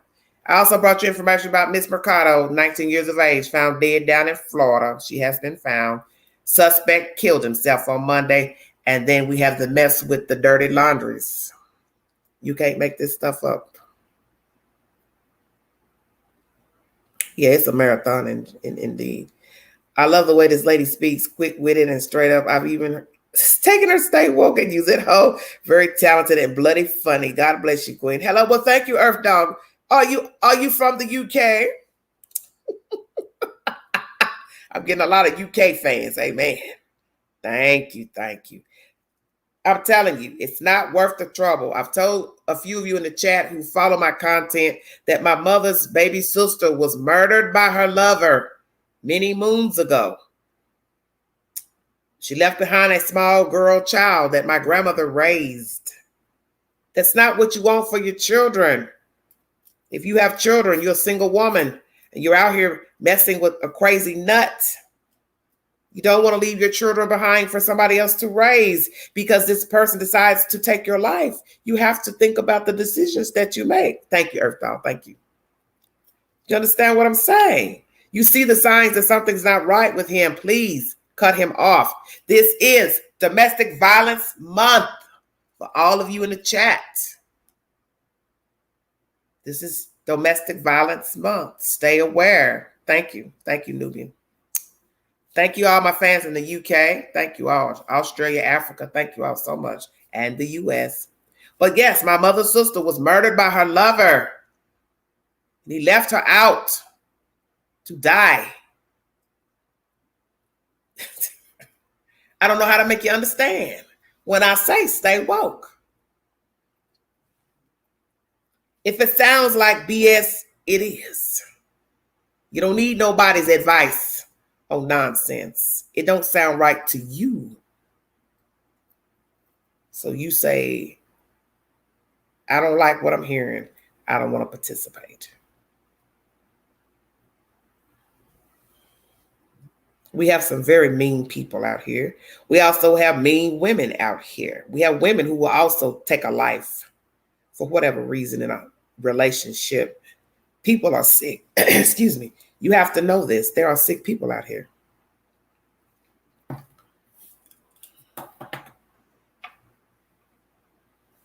Very sick people.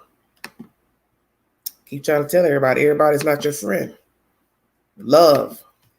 Ask a person to explain, define what the word love means. Because everybody's interpretation of love is not the same.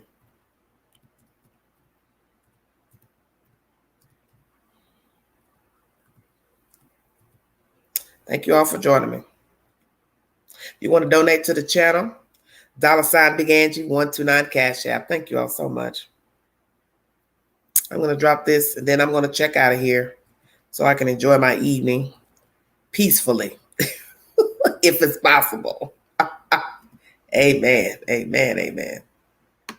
Hope you all have plans for this evening. Do something nice for yourselves. It's 6:45 Eastern Standard Time here on the bottom part of the East Coast. Thank you all so much for joining me.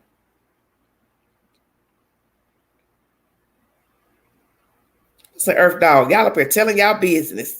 Just telling the location of where he was. I'm dead. Y'all too much chicken for the soup in this chat. Oh, stuck in a truck stop. Oh, okay. I thought you was going to the lake. You said you was going to the lake. What you doing? What you mean you stuck? Hit the link if you want to give your opinion pertaining to Dashina Kyle. Chat with Carr, Miya, Marcano, and the Laundries. This is a 4-part compilation video. Thank you. I don't think, Kay, I'm going to be going anywhere. I'm having some stuff going on. I don't think I'm gonna be able to get out. Well, you said something about the lake. I thought you said you was going to the lake. I don't understand what you're saying.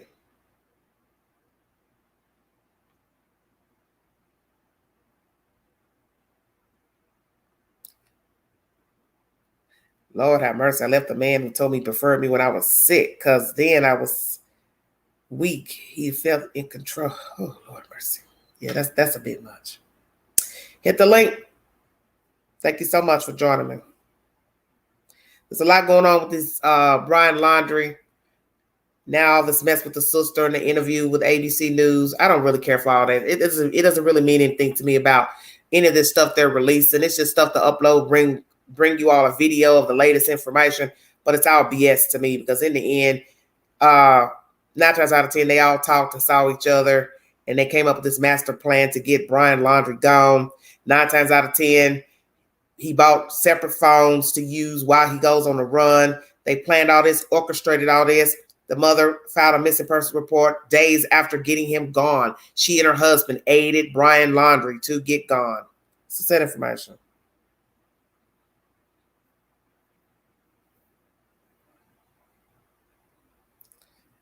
$72 steak. Okay, outlaw. Y'all doing too much in that chat. Oh my God. What in the world? Well, that's that. I'm almost nearing 3 hours. If you got something you'd like to say, please hit the link. Well, outlaw, you're gonna have to start going on some dates, honey. If you want to get you a mate. That's the only way you're gonna know. You're gonna have to ask a lady out. You're gonna have to ask a lady out.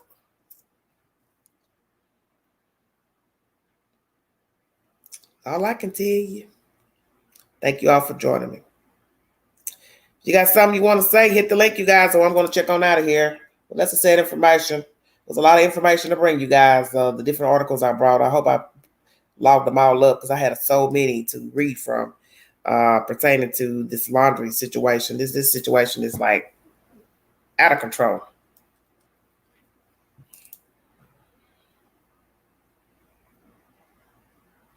Never can, too busy on the road. Well, get on your little site. That's what the other ones do. And they pinpoint the location. Whatever port you stop in, then you see a chick you like in that designation, that area. See if you take her out on a date. It's just metal, honey. It's just metal.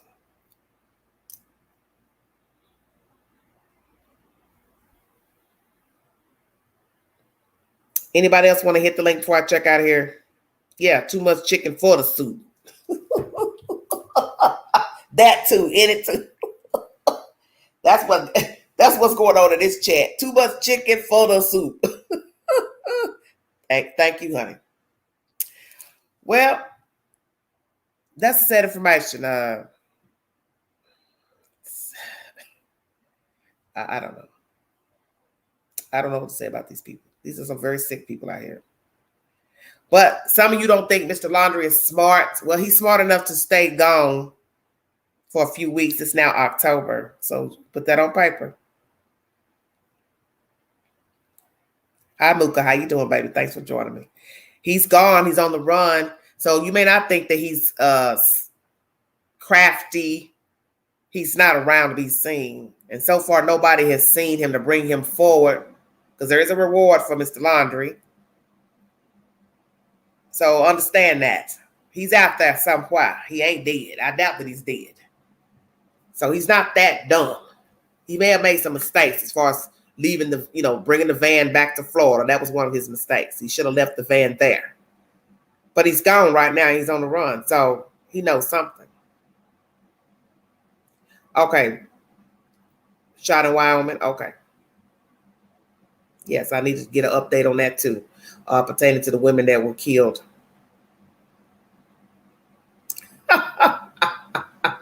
3 drinks later, Nubian, you're funny. Yes, I might have a little bit of Moscato, peach Moscato a little later. That might be my treat to myself. How do you know they're in the mafia? Their name doesn't strike me as Italian. Laundrie. Just saying. That don't strike me as an Italian name. So what mafia are we talking about? Another nationality? Russian? What? Just Irish? What do we say? I think he's in plain sight. Maybe long hair, wig, pretending to be a hippie or surfer dude. Could be. Hit the link if you want to give your opinion before I check out of here. Thank you. Thanks for joining me, Miss Mooka. Thank you so much. Okay, Outlaw, you've been talking and talking, and I'm surprised you ain't hit the link. Usually you'll hit the link. Probably dressed like a female. Yeah, that too. Brian might be dressed like a gal.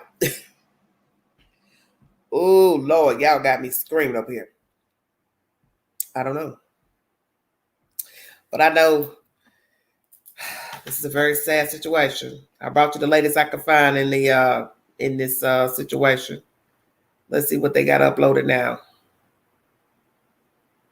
Well, it's funny you all should mention that. An article just came up in the queue that says world-renowned forensic artist speculates on what Brian Laundrie may look like now. This was uploaded 1 day ago. Interesting.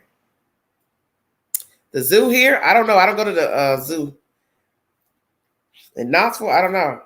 Oh, in the restaurant? Okay, Outlaw. Okay. You can't talk on the phone? You just be like you're talking on your phone. Look at me. Okay, let's see. A woman who is arguably the world's greatest forensic artist joined Banfield to explain what Brian Laundrie may look like now.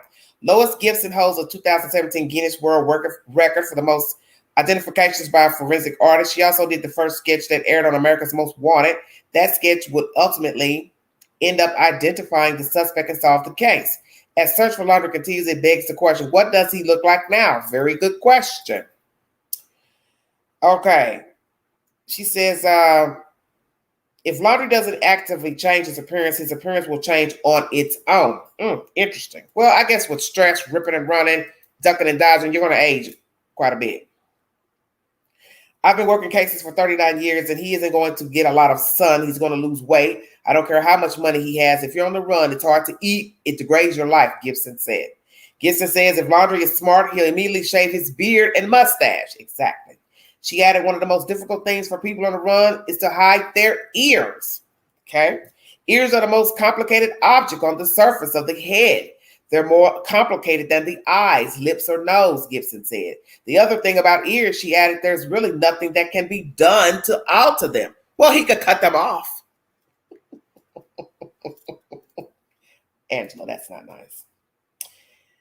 Gibson says she is planning on providing a picture of how Laundrie may look in the near future. Laundrie was last seen the 14th of September entering the 24,000-acre Carlton Reserve in Florida, but he was not reported missing until a few days later. Investigators had focused intently on the area after Laundrie's parents said he may have gone there. Okay.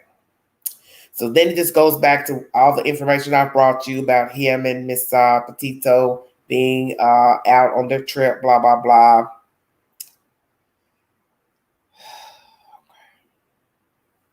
That's the sad information.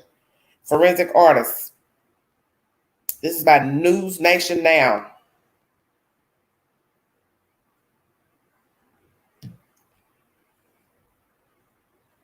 Let me see how long this article is.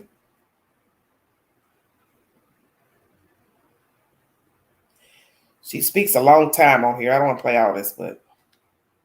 Hundreds of thousands of TV screens have his image burned into them all day and all night. The sightings have come in from across the country and, believe it or not, all around the world. Places as far as Canada and Mexico. Trucker, is that you? Most saying that they've seen a man with a shaved head and a beard. Yeah, it is. Brian, why you change your name? Body cam video. Huh? Changed your name. 12th. Did I? Official public image. Old timer trucker. Take a look. But wait a minute. Let me pause that. I thought you had Outlaw Trucker in the chat. How did it change? Hold on. I don't know how it changed. You changed it. I said, unless somebody's impersonating you. No, sorry about that. That's okay. Okay, let me play this for a minute and I'll let you speak. Let's see what she says. That is not how Brian has always looked. And it is not necessarily what Brian looks like tonight. I want you to take a look at this photo board that we have built using pictures that we have scoured from Brian and Gabby's social media accounts. And it shows images ranging from a completely shaven head and face to a face with a fairly substantial beard. The photos on the top line look really very little like the photos on the bottom line. Kind of looks like a totally different person, actually, if you look closely. Looks like he also could be a whole bunch of different ages. And then check out the photo right smack dab in center square, wearing a hat and sunglasses. And honestly, think about that. Pass him in the store. Completely unrecognizable. And these are just the looks that we've been able to find. What would he look like right now with more than a month of new growth on his head and a beard that's been growing out? Maybe a wig, maybe a different hair color, completely different clothes. Could he, in fact, be hiding among us? To answer that question, I'm joined by Lois Gibson. She has worked as a forensic artist for the Houston Police Department since 1989, and her sketches have helped law enforcement identify more than 1,000 suspects. She also happens to be in the Guinness Book of World Records as the most successful forensic artist, so she is perfect for this story that we want to cover tonight. Lois, thank you so much for being with me tonight. Can I just start with the notion that the last public image that we had in that body cam had him fairly, I think you would say a light scruff, right? So he wasn't fully grown out, but that was about 6 weeks ago. So should we really be looking for that guy? I've been working cases for 39 years, murders, and he is going to get a lot of sun. He's going to lose weight. I don't care how much money he has. If you're on the run for murder, it's hard to eat. It degrades your life. I've seen murderers after they got caught. He also should shave completely. His signature mustache and beard should just go. He's going to get too much sun because he probably is doing a survival thing, and he probably doesn't carry a gallon of sunscreen. So he's going to get more tan. He's going to lose weight. And if he's smart, he'll shave his mustache and beard. I have had murderers, though. They keep the mustache. They love their mustache so much, even though they robbed the bank and another guy killed 4 people. They kept the mustache. But I think this guy's young and flexible. Yes, he's going to be like that, clean shaven, and if he's smart, he'll wax his eyebrows. He could even bleach his eyebrows. That's what he should do. I don't know. I believe he's alive. I believe he's been dropped off somewhere where he could survive. But he's going to lose weight. When they catch these murderers, only cops know this. They'll fall asleep because they've been on the run, and once they're caught, you put them in an interview room, they'll lay down on the floor and just go to sleep. So okay, Lois, can I ask you, I'm really interested in the possibility of how quickly, let's just say the neighbor across the street, around September 8th, they said that they saw him fairly clean shaven. So if we are about 3-4-ish weeks coming up next week, how quickly would he be able to grow out a beard or grow out a mustache or grow hair on the top of his head if he's got any? Because we've got a few renderings that I want to show while you explain it. And the first rendering that we're going to show you is, if he was clean shaven on the 6th or the 7th or the 8th, we've got a picture of what he might look like with just sort of a shorter looking beard. Let's take a look and then tell me how quickly it grows out as we progress through these. Facial hair grows 1/8 of an inch a week.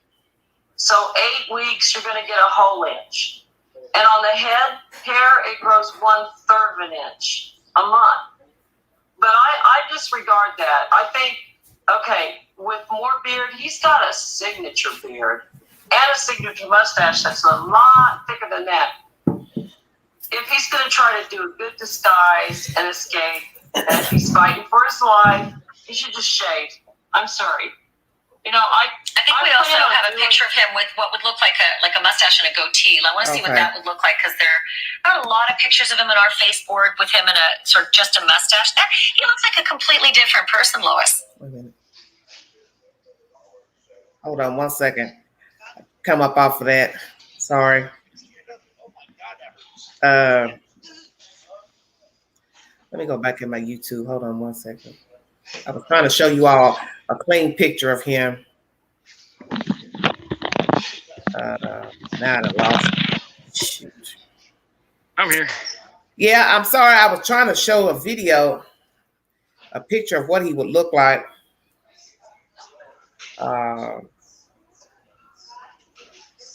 clean shaven, and now I can't find it. It jumped off. Sorry about that. Go ahead. What's that? Roll up to the top. The link is a little ways up, baby. Well, let's see what I'm trying to say. More than likely, he has shaven. You understand what I'm saying? He's shaving. I think he's probably shaving his hair. What do you think? Are you here? Yeah, he probably did shave his hair and beard. Yeah, he shaved.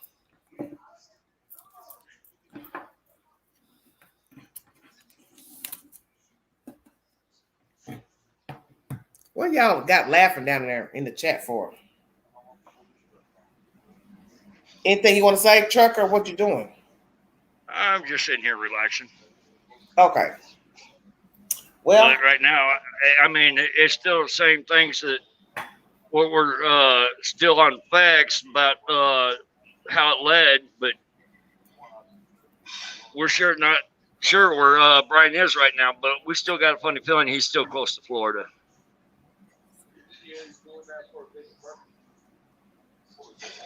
Hello, Nick. Thank you. I don't think he went up to North Carolina.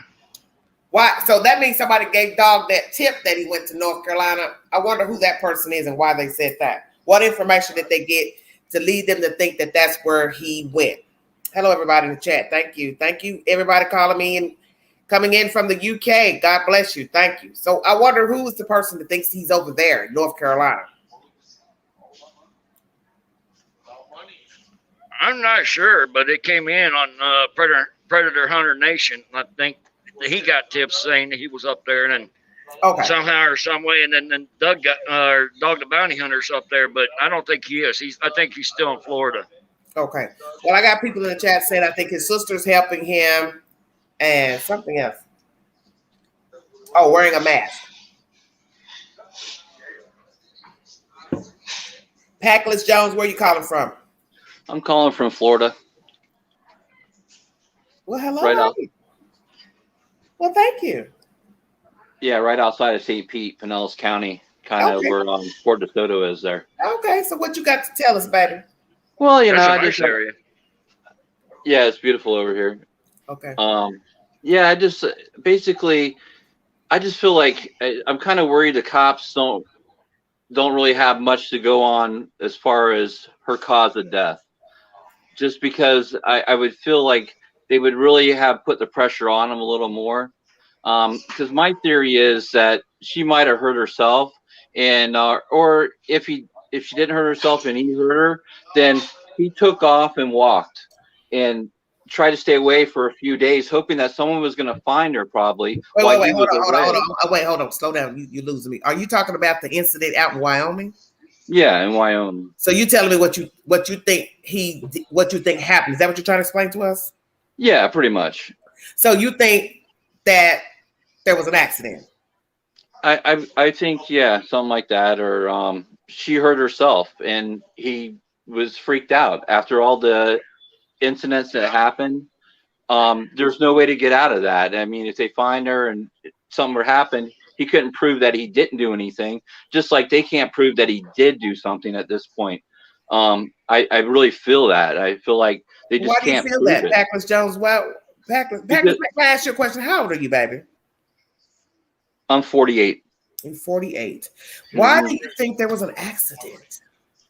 Well, I just feel like I just know girls that acted like her where she gets aggressive, and he seems like he's passive aggressive, but I feel like if she's swinging on him that much, you know, he could have just like moved out of the way, you know, and she fell face forward, hit a rock during the riverbed or something, you know. But I mean, it's possible. Make any sense, though, but he left her there. So let's think about that for a second. If it was actually an accident, if you care for someone and you love them, you're going to call a 911. Yeah, but they're having all kinds of issues. I mean, obviously they're not, you know, they're having all kind of just personal issues. I'm talking stress of life. They're young. They think the end of the world if they don't get it right then and now, because everybody today expects to have it now and then. But you see what they're saying in the chat. It was ruled a homicide. Yeah, but homicide, that's one thing. Homicide doesn't mean murder. Homicide is anything not natural death. So she could have slipped and fell and hit her head, and it's not suicide. Mm-hmm. It's not murder. It's called homicide. So you got to look at homicide at that. That's why everyone's freaking out about homicide. It's not murder. Calm down, everybody. That's the problem. Listen, that's why let me go here with you, sweetheart. The thing that I think is interesting about your commentary tonight is that you're automatically saying like an accident, and that you're also putting it on that she's the aggressor because she swung at him, blah, blah, blah. We do see that he had some scratches on him, but you also can't deny what the spectators saw that don't know them. He was slapping her. So even if she was the type to swing first or do little jabs at him, because I don't know these two to say which did what, we can't deny what the spectators saw as far as him hitting her. So why are these people going to lie and say he was slapping her and they were running up and down the street? See, none of that makes any sense to me. So you can't deny that. Well, commentary. I look at it this way. When you could have three people look at the same situation and they all look at it differently. Yes, I said that. Yes, but you slapping somebody in public, you don't have to. Why? Even if, like I just said, even if she's the aggressor, let's say she is, however you want to word it, slapping her in public. Come on now, you can't explain that. I thought that the witness actually said he was further away and he couldn't tell who was hitting who or if they were hitting anybody or anything was connecting. There was just a lot of flailing and stuff like that. Well, I haven't heard anything that they changed their version. Well, yeah, no. Well, I mean, obviously, if the guy said, "Hey, he's punching her in the face," and I think that's what happened with the cops. The cops were totally inappropriate, by the way. I feel just the things they said to Gabby and him, they weren't good. But anyways, the problem was he didn't have any marks, or she didn't have any marks on her. The cop was kind of, "Oh, did he hit you in the face?" They did say she has a mark. Sir, they do. It's changed now. That I just brought commentary. You probably late in the chat. There is a bruise on her face that has been. I just brought a source 2 times. Yeah, I mean, but she was all crying. I mean, when you cry, your eyes get puffed up, and she had her hands on her face. I mean, I don't know. I just you can't believe in the cop. That's the other thing. The cops can't go by what someone else says if there's not really much evidence to it. And she was saying that he didn't hit her. So, I mean, from the get-go, and the cop kept egging her on. At the end, he's like, "Come on, did he hit you? Look, you have something on your face." And he was like kind of doing. She said, "Oh, no, he just grabbed my face and pushed me away." And then she's like, "Yeah, you hit me," after the cop just egged her on for so long. Well, they asked that. Listen to me, sweetheart. I want you to listen to me now. Mm-hmm. Maybe you're not really following. Maybe you're not really following this story. They have now released information that they are being investigated. The Moab Police Department, an independent investigation is going on with the 2 officers. The chief has stepped away for a while, and also it has come out that they did know that he hit her. I just didn't remember hearing the conversation because I only listened to like 20 minutes of that because it's like an hour or so long. But that has been released this week. That the officers, when they got to the scene, they did know of him hitting her. Yeah, but the cop didn't see it. That goes back to whatever. If you don't admit that she said no, he didn't hit her. He said no, he didn't hit her. An independent witness, not a cop, said that he hit her. There's not really. They couldn't really see anything on her. Granted, they had her in the cop car, and that side of her face was, towards the inside of the cop car. Yeah. At first, maybe at the end, they noticed a bruise or something. But at first, there was no noticeable marks on her. She said no, they didn't hit her. The cop didn't see it. I know in Florida, if the cop don't see it and you don't admit it, then they can't do nothing. Okay. Like I could go out and do burnouts in my front lawn or my neighbor's front lawn and pull back in. They come out as long as no one got me on video and the neighbor says I did it and I say, no, I didn't do it. There's nothing to say. If the cop saw me do it, then I'm in trouble, and the cop can do something about it. I understand what you're saying about he said, she said. It's the same thing as if somebody said somebody stole something. If there's no audio, video, nothing, no video to show that the person stole something out your purse, your Carr, whatever, than it is just somebody's version of saying, I think they took it. I think that person did it. But there's no video to show that the person did it. So yes, it's he said, she said. But the thing that's troublesome to me is that I'm listening to you speak, and it's like, okay, we can say that she was the aggressor, but you have to own your part in a situation with another adult. Yeah, no, I understand. I understand where you're coming from. I mean, I feel and like he left her. Listen at me. Listen. Maybe you're not really listening. He left her van there. He's been seen running around, jumping in and out of cars while possibly she was dead. So that's not appropriate behavior of somebody who watched somebody have an accident. Oh yeah, no, I'm not saying his behavior was appropriate at all, but I mean, if you're in the middle of a breakup or something, and maybe they got in an argument that day at the restaurant. They got to the campground. He goes, "Look, Gabby, I'm done with you. I'm going for a walkabout." Yeah. Grabs his backpack, goes for a walk. Yeah. Someone else says, "Oh my God, this nice little blonde girl's all by herself. Her boyfriend's all mad. What a great opportunity to do something to her," and blame it on him. He rolls back in a few days later, right? He rolls back in a few days later after hitchhiking back, and he's like, "Oh my gosh, dude, what the hell? She's not there. I don't know what's going on. Looking around everywhere for her, couldn't find her," and takes off. He's like, "Oh well, I guess she took off," or who knows what happened. I'm just saying that's the scenario. I mean, yeah, it's not great, but if they're having problems and an issue already, and who knows what was said. You know, I mean, some people say some stuff, and you can't really go back from that sometimes in a relationship. You know, let me ask you something. What part of the Florida seaboard are you on? Are you on the western coast, sir? Yeah, I'm right there by Fort DeSoto on Pinellas County. It's a little peninsula that Fort DeSoto is the point of. Well, you know, some people in the chat think you might be Brian Laundrie. Well, I got that. I called another show like a week ago, and we talked about it. I'm not sticking up for Brian. I mean, a lot of people think that, but I'm really not. But at first, I was like, I wouldn't talk either. Why would I say people are like out there protesting? The family just say something.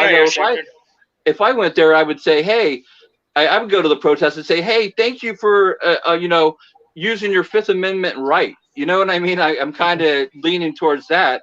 Sure, it's not great. It doesn't look great for him. I think he might be a psycho. He could be a serial killer. But I mean, why put yourself out there if you are guilty? And if you're not guilty, then definitely don't say nothing, because the cops can lie to you. The cops can do whatever. You can't lie. You can't say nothing. Everything that's used against you. That's true. Be quiet. No matter if it's an accident or not. You don't say nothing. Yeah, they do. Because you're going to get railroaded. They already have it in their head, just like the whole world right now. Brian is guilty of murder of Gabby. That's it. That's all anybody thinks about. There is no other scenario that anyone else can think about that's not morally bankrupt. But I mean, there is other scenarios out there. But see, the thing you have to always remember about a situation is this: no matter what we think happened or didn't happen, how you handled it. So for me to sit here and think that he didn't do something to her malicious would be crazy at this point, because why would I leave a person? Why am I flying back and forth, emptying out containers and this and that and taking stuff to storage?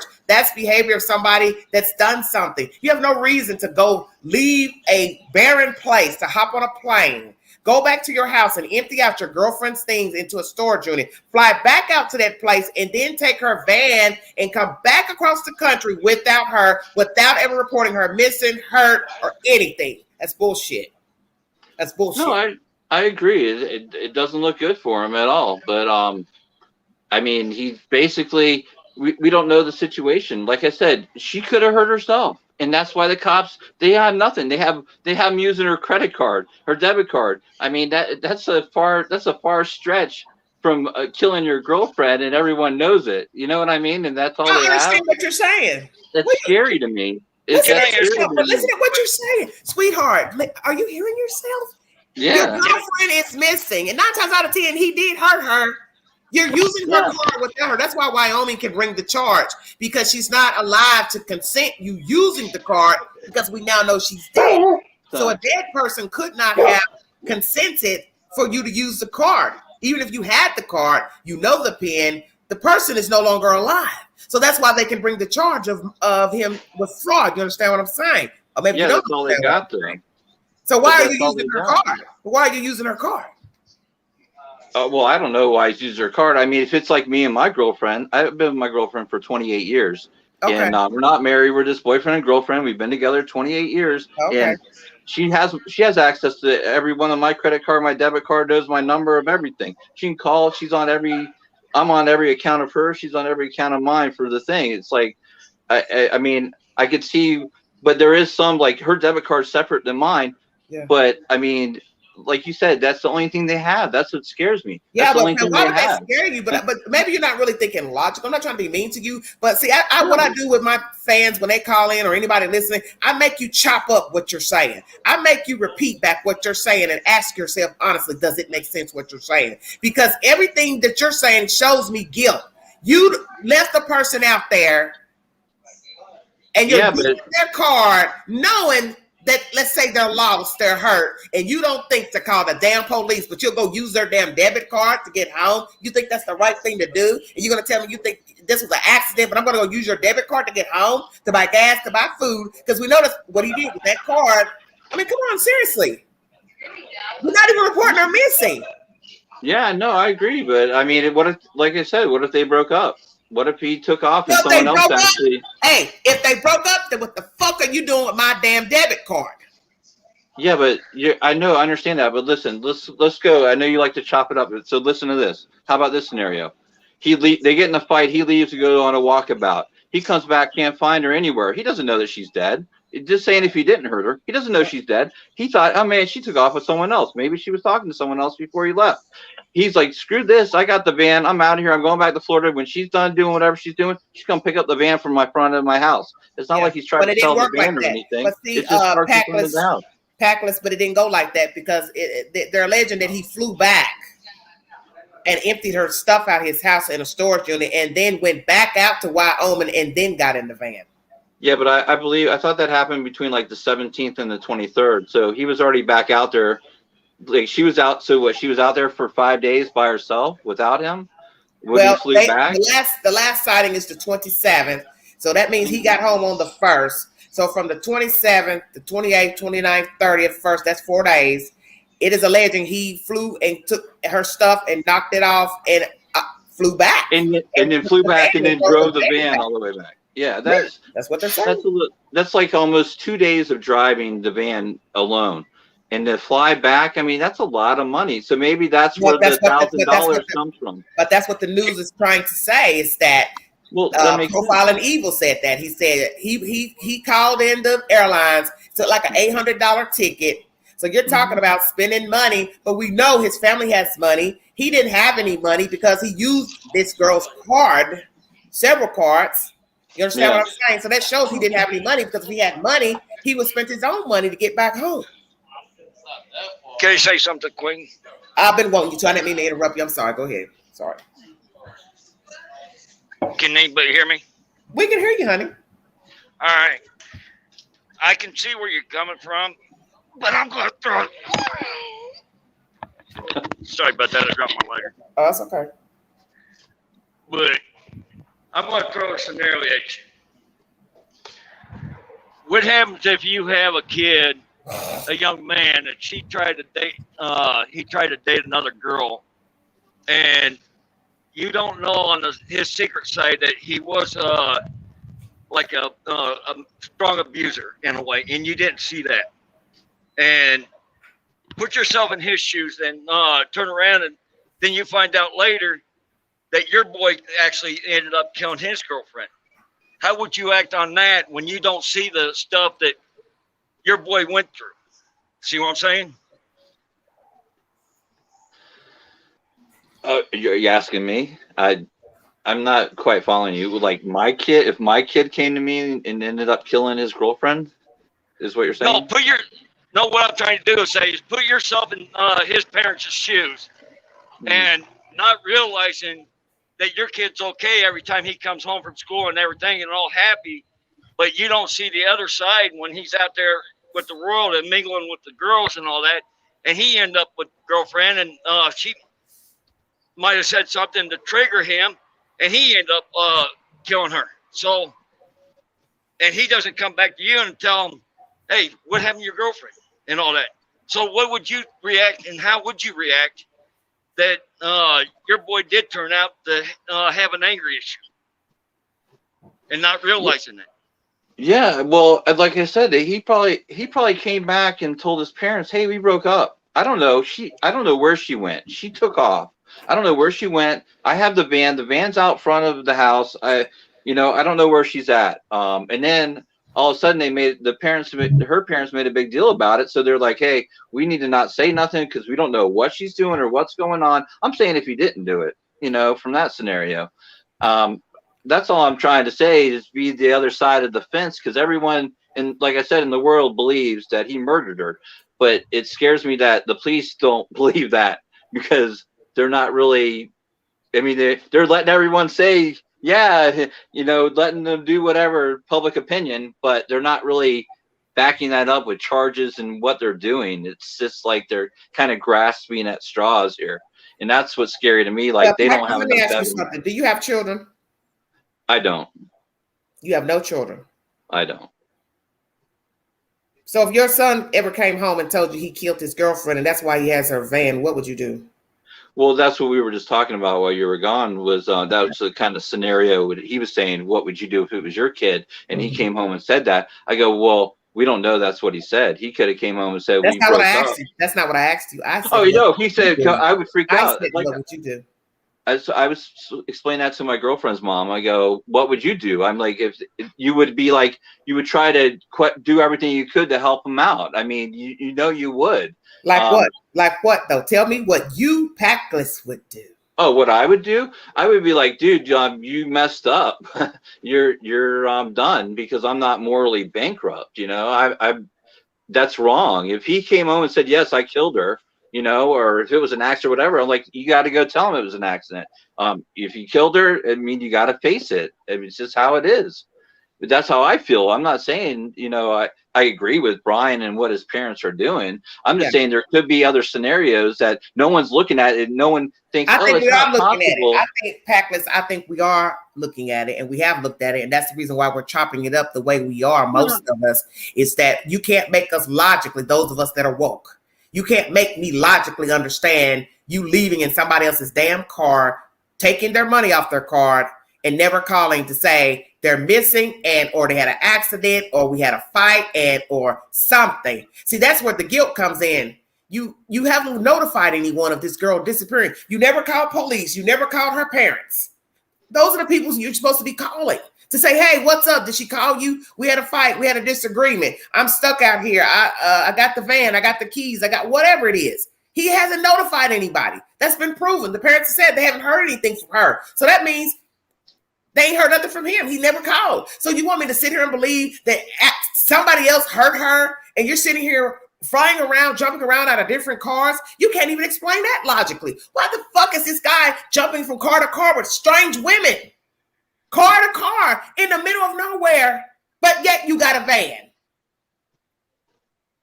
See, those are things you're not focusing on. There is a whole out there, and you're hitchhiking with strangers. I know. Well, I got to get here's another thing, Paces. Come on now.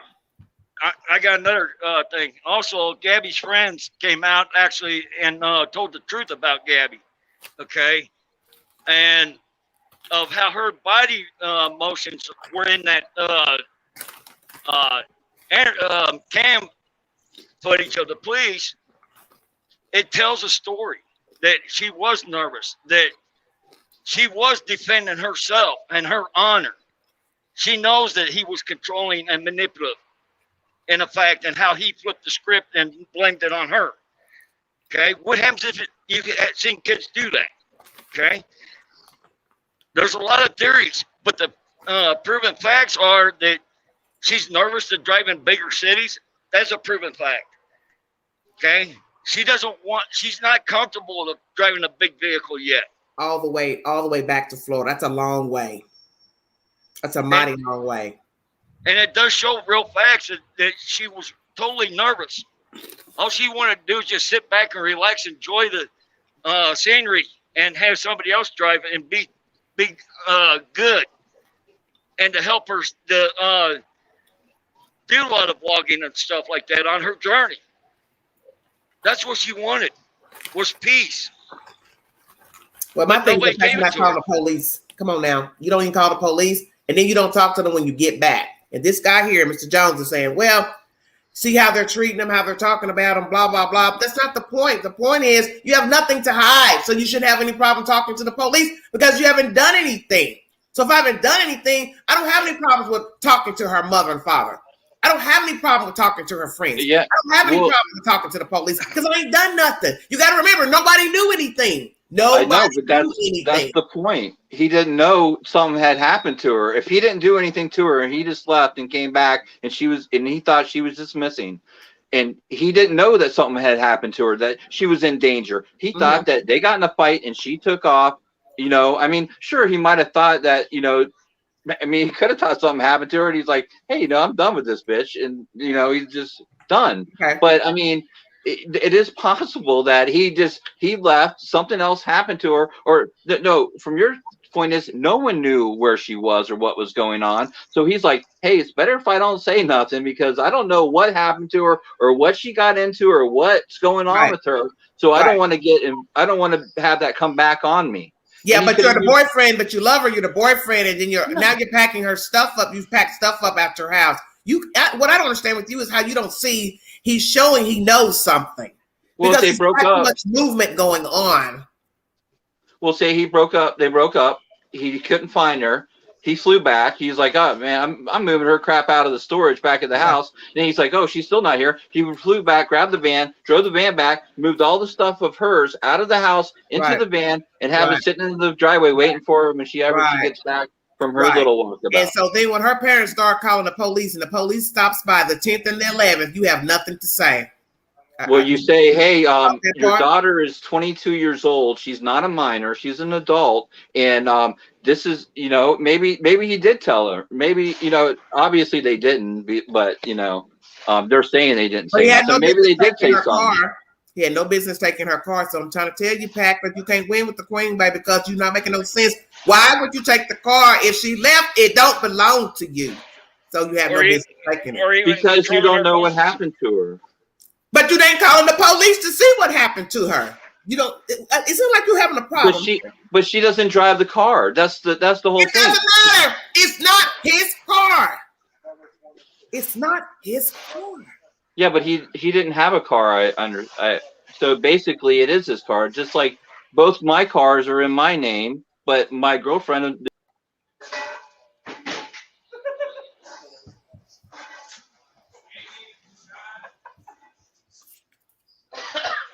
Trucker, you have something you'd like to say? Yeah, because the van was underneath Gabby's name.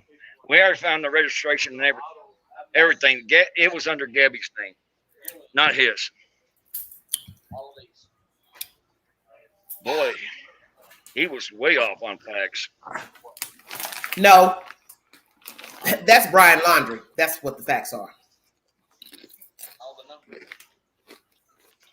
If it was, I would like to find out where he's at. It don't matter, because I'm going to make a phone call. Hold on. I'm going to stop for this shit. Yeah, he made up excuses on that one. There's no way in the world I would sit up here on a live and do all that. Just making up all these excuses for what if. Those are just ridiculous because those are excuses. Yeah, he was covering for something. Because all you had to do was call the police. Hey, I can't find my girlfriend. I got the keys to her van, blah, blah, blah. And then they would have went through whatever they need to go through to try to locate the girl. Don't matter if I broke up with her or not. Her van is still here. Why would I get in her van and not notify police that she's missing? Yeah, we was wondering who said they broke up. Nobody. Well, we're just saying, hypothesizing that they could have broke up if we're believing the information that he went and what I'm trying to say, flew back and forth. If he actually flew back and forth, let's say he did. Let's say they broke up. He flew back to dump her stuff off. You come back. She's nowhere to be found. Why wouldn't you not call the police? Makes no sense. You're right on that. Why didn't he call the police if she came up missing there?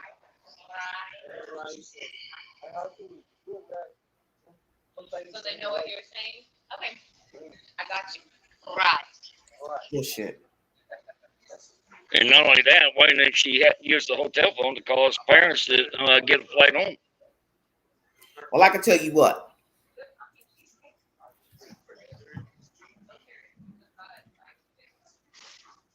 Packless Jones, you know who's hilarious? You're hilarious.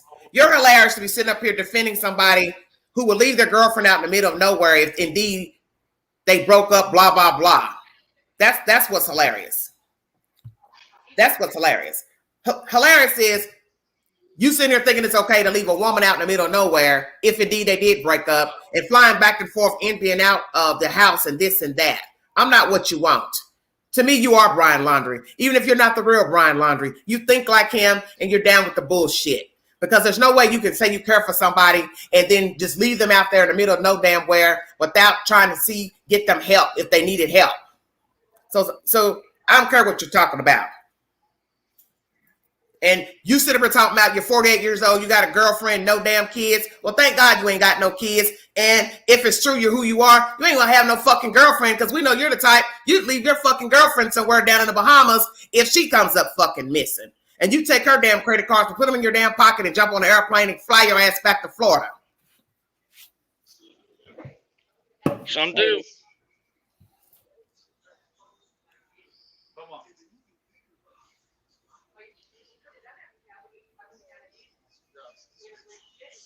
Yeah, Patience, we were talking about some scenarios, but we were also sit up here and listen to that damn bullshit you fucking talking about. But we also were talking about facts too, the main real facts. Yeah, the facts are it's left off on a road. You gonna go back and get in the van and don't wonder where she's at and don't call the police and say, hey, there's something up. Me and my girlfriend had a fight. I don't know where she is. I need to report her missing. So you want to sit here and say something could have happened to her, but you gonna go get in her shit and drive off, and you think that's okay? It don't matter if they fought or not. Let's say they did have a fight. Why the fuck is she gonna leave her van? She would get in her van and go park it in a neutral spot, not off the road. See, that's why I know you're not following the story. Because she's not gonna sit there and leave her van parked off the side of the road. Well, she's already scared to drive the damn thing. She's going to leave it on the side of the road with its ass out in the middle of a damn road. You want me to believe that? But I'm hilarious. No, motherfucker, you hilarious. Because I know you like Brian Laundrie. You that type of dude that don't give a fuck. You're empty. You ain't got a soul. And you leave your girlfriend at a bar, the department store, without a ride. She banging on the car. Let me in. Let me in. I'm sorry. You would get a kick out of that. I'm 50 years old, brother. You can't pull nothing over on this queen. Not now, not never. I done lived, and I know your kind. And you want to sit up here and talk about you been on other people's channel talking, and yeah. They thought I was Brian Laundrie. You are Brian Laundrie. Whether you are him actually, but you got his fucking mindset. Because you're making up excuses for why a fucking 23-year-old gonna leave a kid out there in the middle of the damn nowhere because they had a damn fight. All he had to do was get on an airplane and fly home. That's all he had to do. And stay home.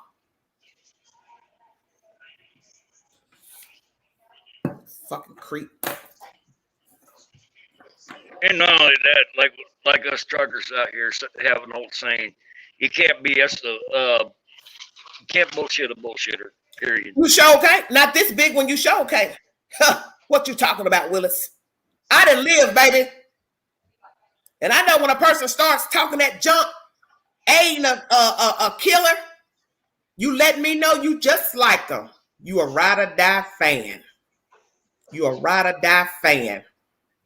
And I know that if this guy isn't Brian Laundrie, he is just like him.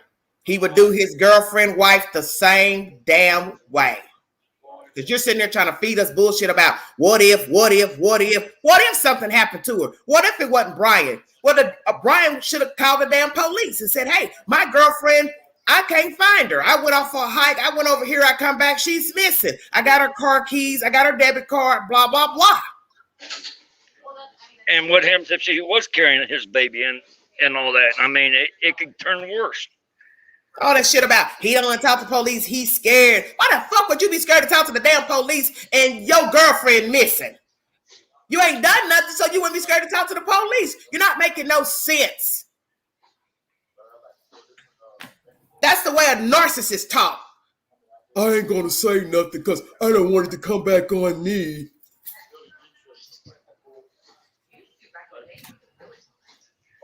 It's just how he was grown up and how he learned. It's like what you're saying. And then he comes back and rides the bicycle around the damn neighborhood with his damn mommy and goes to a park.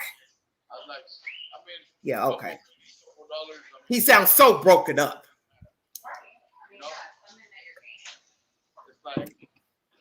And not only that, I don't think he even had a tear in his eye when he came back home. That boy ain't shed no tear. I'm gonna tell you when Brian Laundrie would cry. If somebody crashed that damn Mustang, that's when he shed a tear.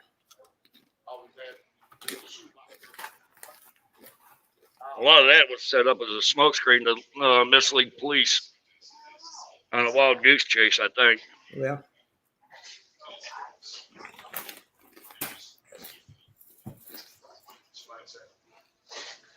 Whatever. They'll float your boat.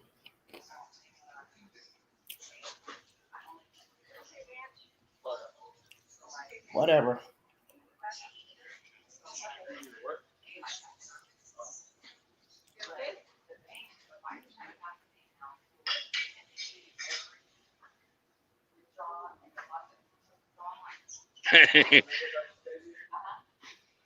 Ain't no kidding, Black.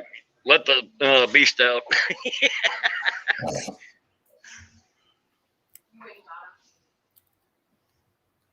Bullshit.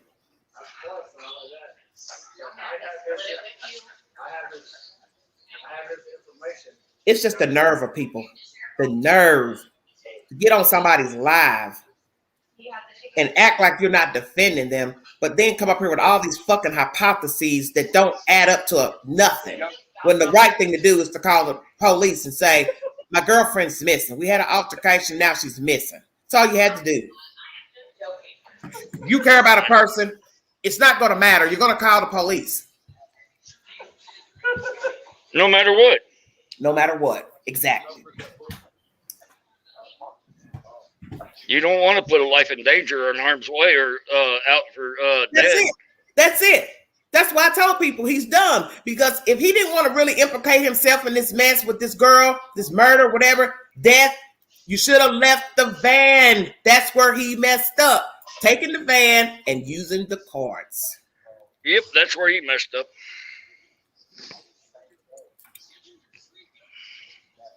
Yeah, right. It's me said anyone normal would have hell to pay if they came back alone. Exactly. In somebody else's stuff. We're not talking about you came back from a trip by yourself. You came back with the victim's car. And you think ain't nobody gonna look at you. Come on, man. And that raises suspicions on that. How come she didn't return with you?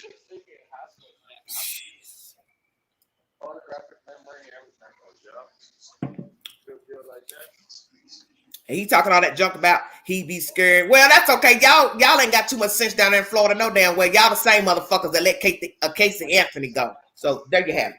Don't get me caught. Y'all the same ones, 12 folks let Casey Anthony go. So you need not be worried about nothing in Florida because y'all like having all them pedophiles and rapists running around there, serial killers down there in damn Florida, and you let them walk around and bond out and do this and do that, go in and out the system 15, 16 damn times. I don't want to hear it. I don't want to hear it.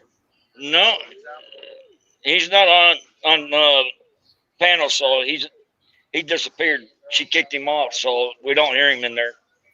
No, somebody talking about he's in a restaurant. Trucker's in a restaurant right now. That's why you hear background noise. Yeah, you can hear the little background noise. I'm in the restaurant of a truck stop. Sorry about that. That's okay. Ain't nobody said all of y'all, but some of you ain't right down there in Florida, just like a whole lot of other places. Let me say that.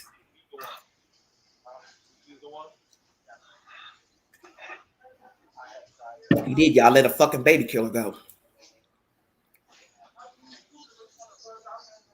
And you see what the law is in Florida. His parents can't even be brought up on charges for aiding for life. God, Jesus Christ, I know.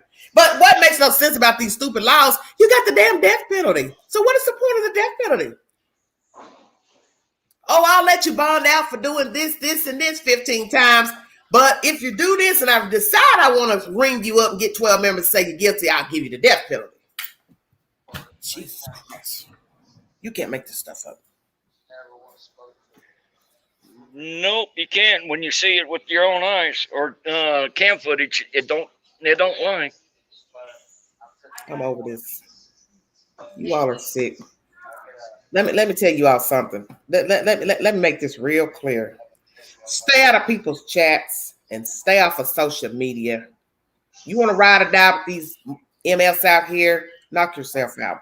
But stay out of people's chats and stay off of social media commenting before you end up somewhere laid out in the desert.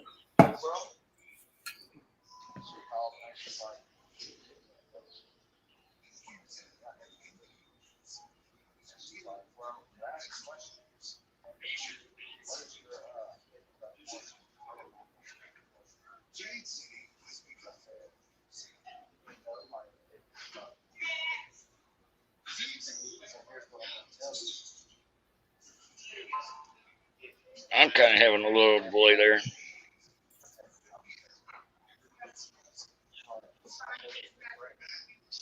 I also think there's someone else helping him, either a friend of the family or another family member, possibly so.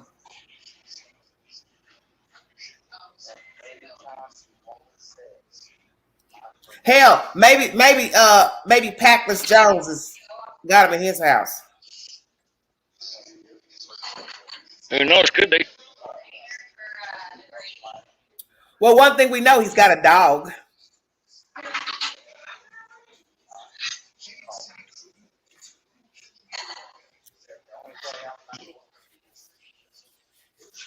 Got a girlfriend, 28 years. Yeah, okay. And I'm wearing a 34B bra.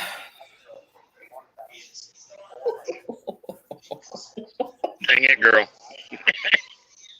I'm wearing a 34B bra. You believe that? I can believe it.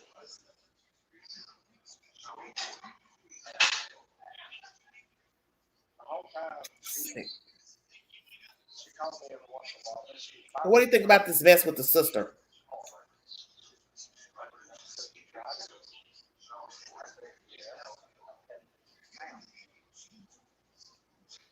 Did you hear what I said out loud? What's that?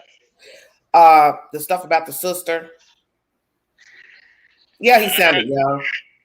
It's not that guy, honey. You are messing with the wrong queen. I'm trying to tell you I'm connected. So just keep calling in. Change your name again. Let's see if he used that name on somebody else's channel. That'll be the cue right there. Yeah, that'd be the cue right there. No, I believe the sister's innocent, and she's being played by her parents and all that. So, but what I'm saying is, what I'm saying is about her seeing him. She's making it seem like she hadn't seen him, but now they're trying to act like, I don't know. I don't really understand what they're talking about. I don't even know. They might be coercing her to use certain statements. I'm not sure about that, but I know she's innocent on a lot of stuff. Like what? How she's presenting herself and all that. She didn't want no part of it.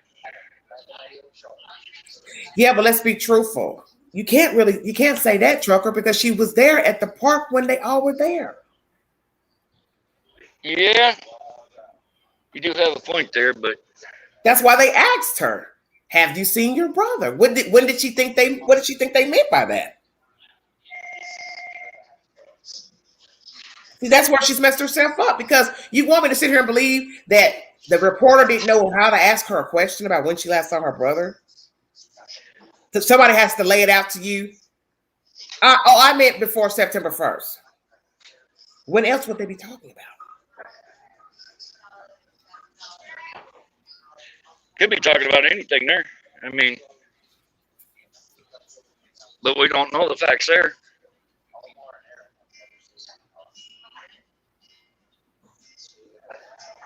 Yeah, all that stuff about her kids loving them, all that means nothing to me. Because if you went to that park on the 6th, you saw Brian Laundrie. So when the news talked to you, if this was after that, then you lied. Because I'm trying to understand how you're confused by the questioning. The question. At what point what did you think they meant? Did you see him before the first? Don't you think they'd ask that? Did you see him before the first? When was the last time you saw your brother? When somebody asks you that, it's self-explanatory. When was the last time you saw it? So then you answer. Oh, I saw him yesterday. I saw him a week ago. I saw him before you left on the trip. See where I'm going? But the thing is, they show between the 1st and the 4th, they never showed up at the campsite. So it was between the 6th and the 9th that's when they showed up on their statement. But there's only 3 came in and once 2 came out. So how could that be possibly her sister and Brian being there at the same time? So was her sister there? Is the question.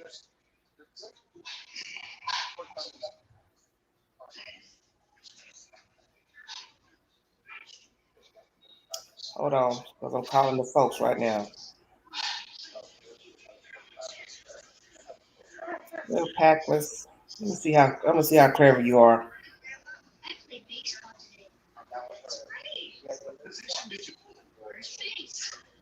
I think they're corrosing what they call corrosing her sister and falsifying some statements to try to cover Brian's butt.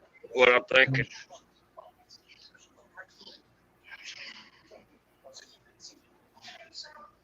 Say it again, honey.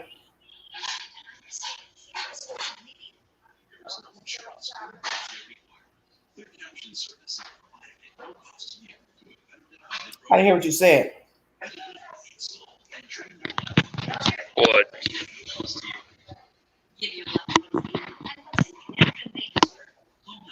Y'all gonna get enough for being on these people's social media stuff.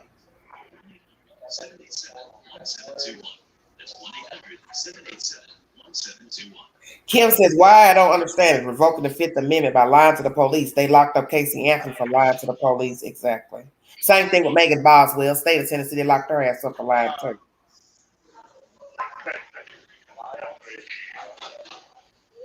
Like the saying goes, when they got money that talks, they're going to walk. But when people are innocent and all that, yeah, they're going to get locked up and ask questions. But all the other ones get to suffer and walk free until they time to go to court. Justice ain't right. Sit, man.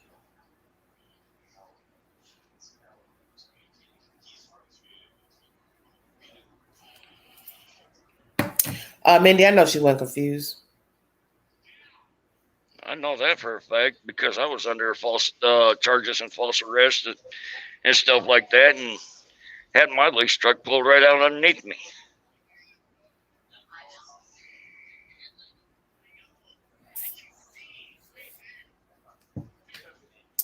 You know, this is what's wrong with the world. People just think you're stupid as hell. Just think you're utterly stupid.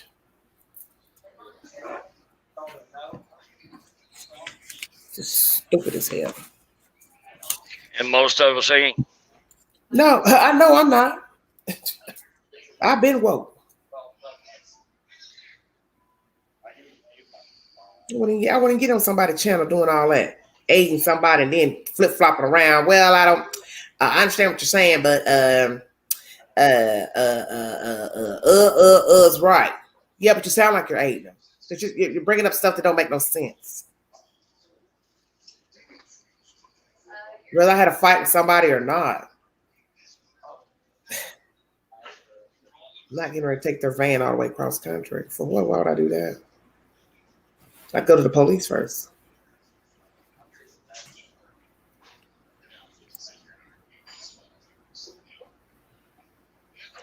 No, I had a very good student that woke me up. Oh, really? Oh, a situation? Yeah. No, I was a trainer at one company, and this student actually needed help. And one day I came in on a Friday, and I seen a red exclamation mark on him and turned around. He failed the pre-trip and everything twice, and they were getting ready to send him home Monday, and he was struggling. So I actually stepped up and helped him over the weekend. Mm-hmm.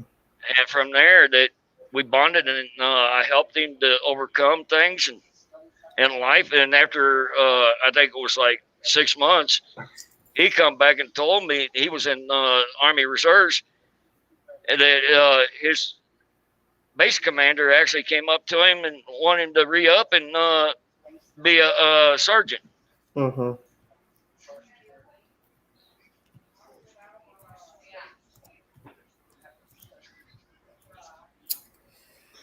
Ooh.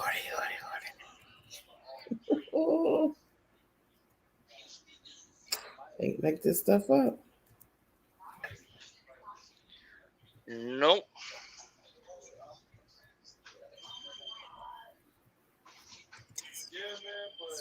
But I was glad to help him. Okay.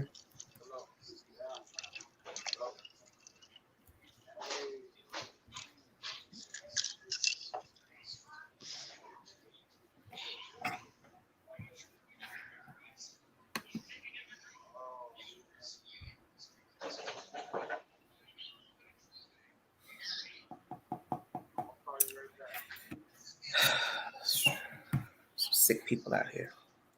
There is. Very sick people.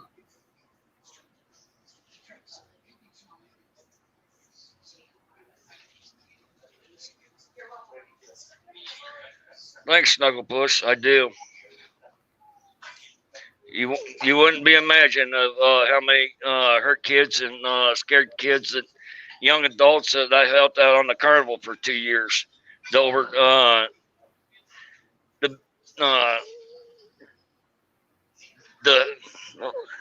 about that. Give me a time. They'll overcome the fear of rights and all that, of what they've seen on TV. And I helped them to overcome it. And they're like, boy, oh boy.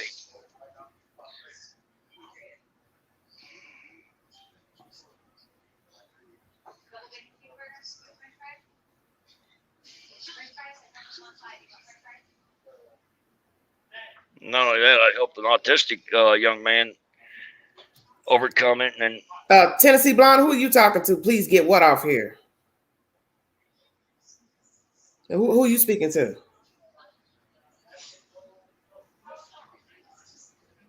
Hey, you can get some too. So you better slow your roll.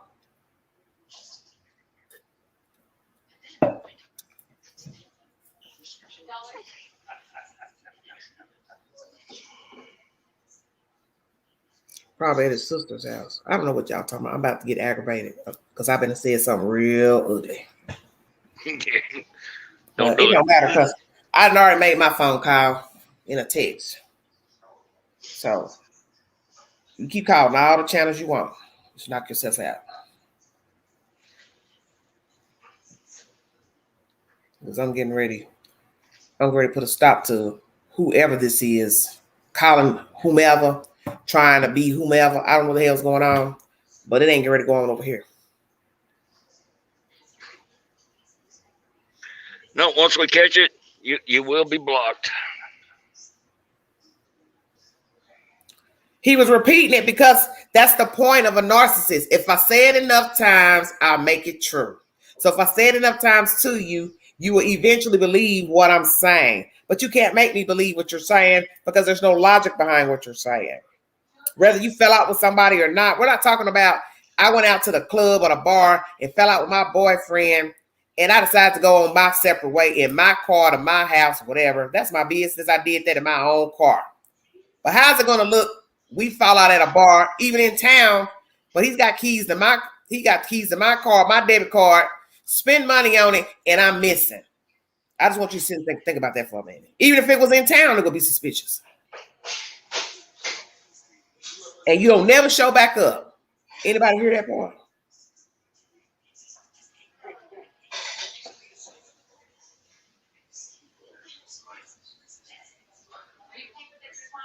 I mean, I'm just saying.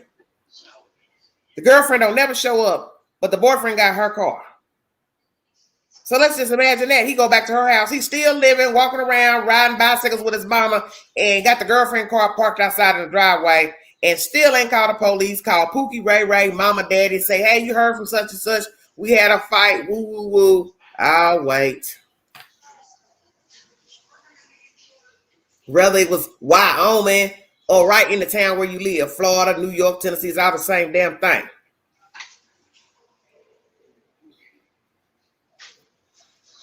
Thank you, Nubian. Thank you, sweetheart.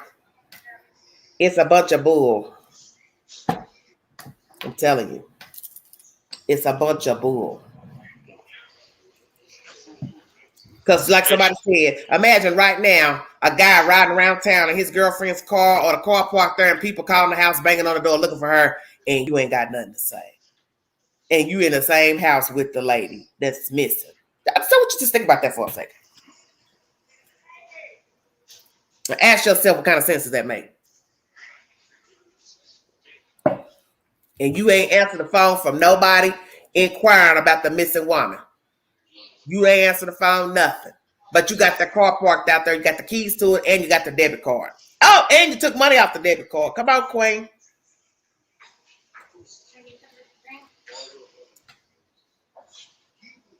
But nobody's supposed to suspect you're doing anything to the person missing.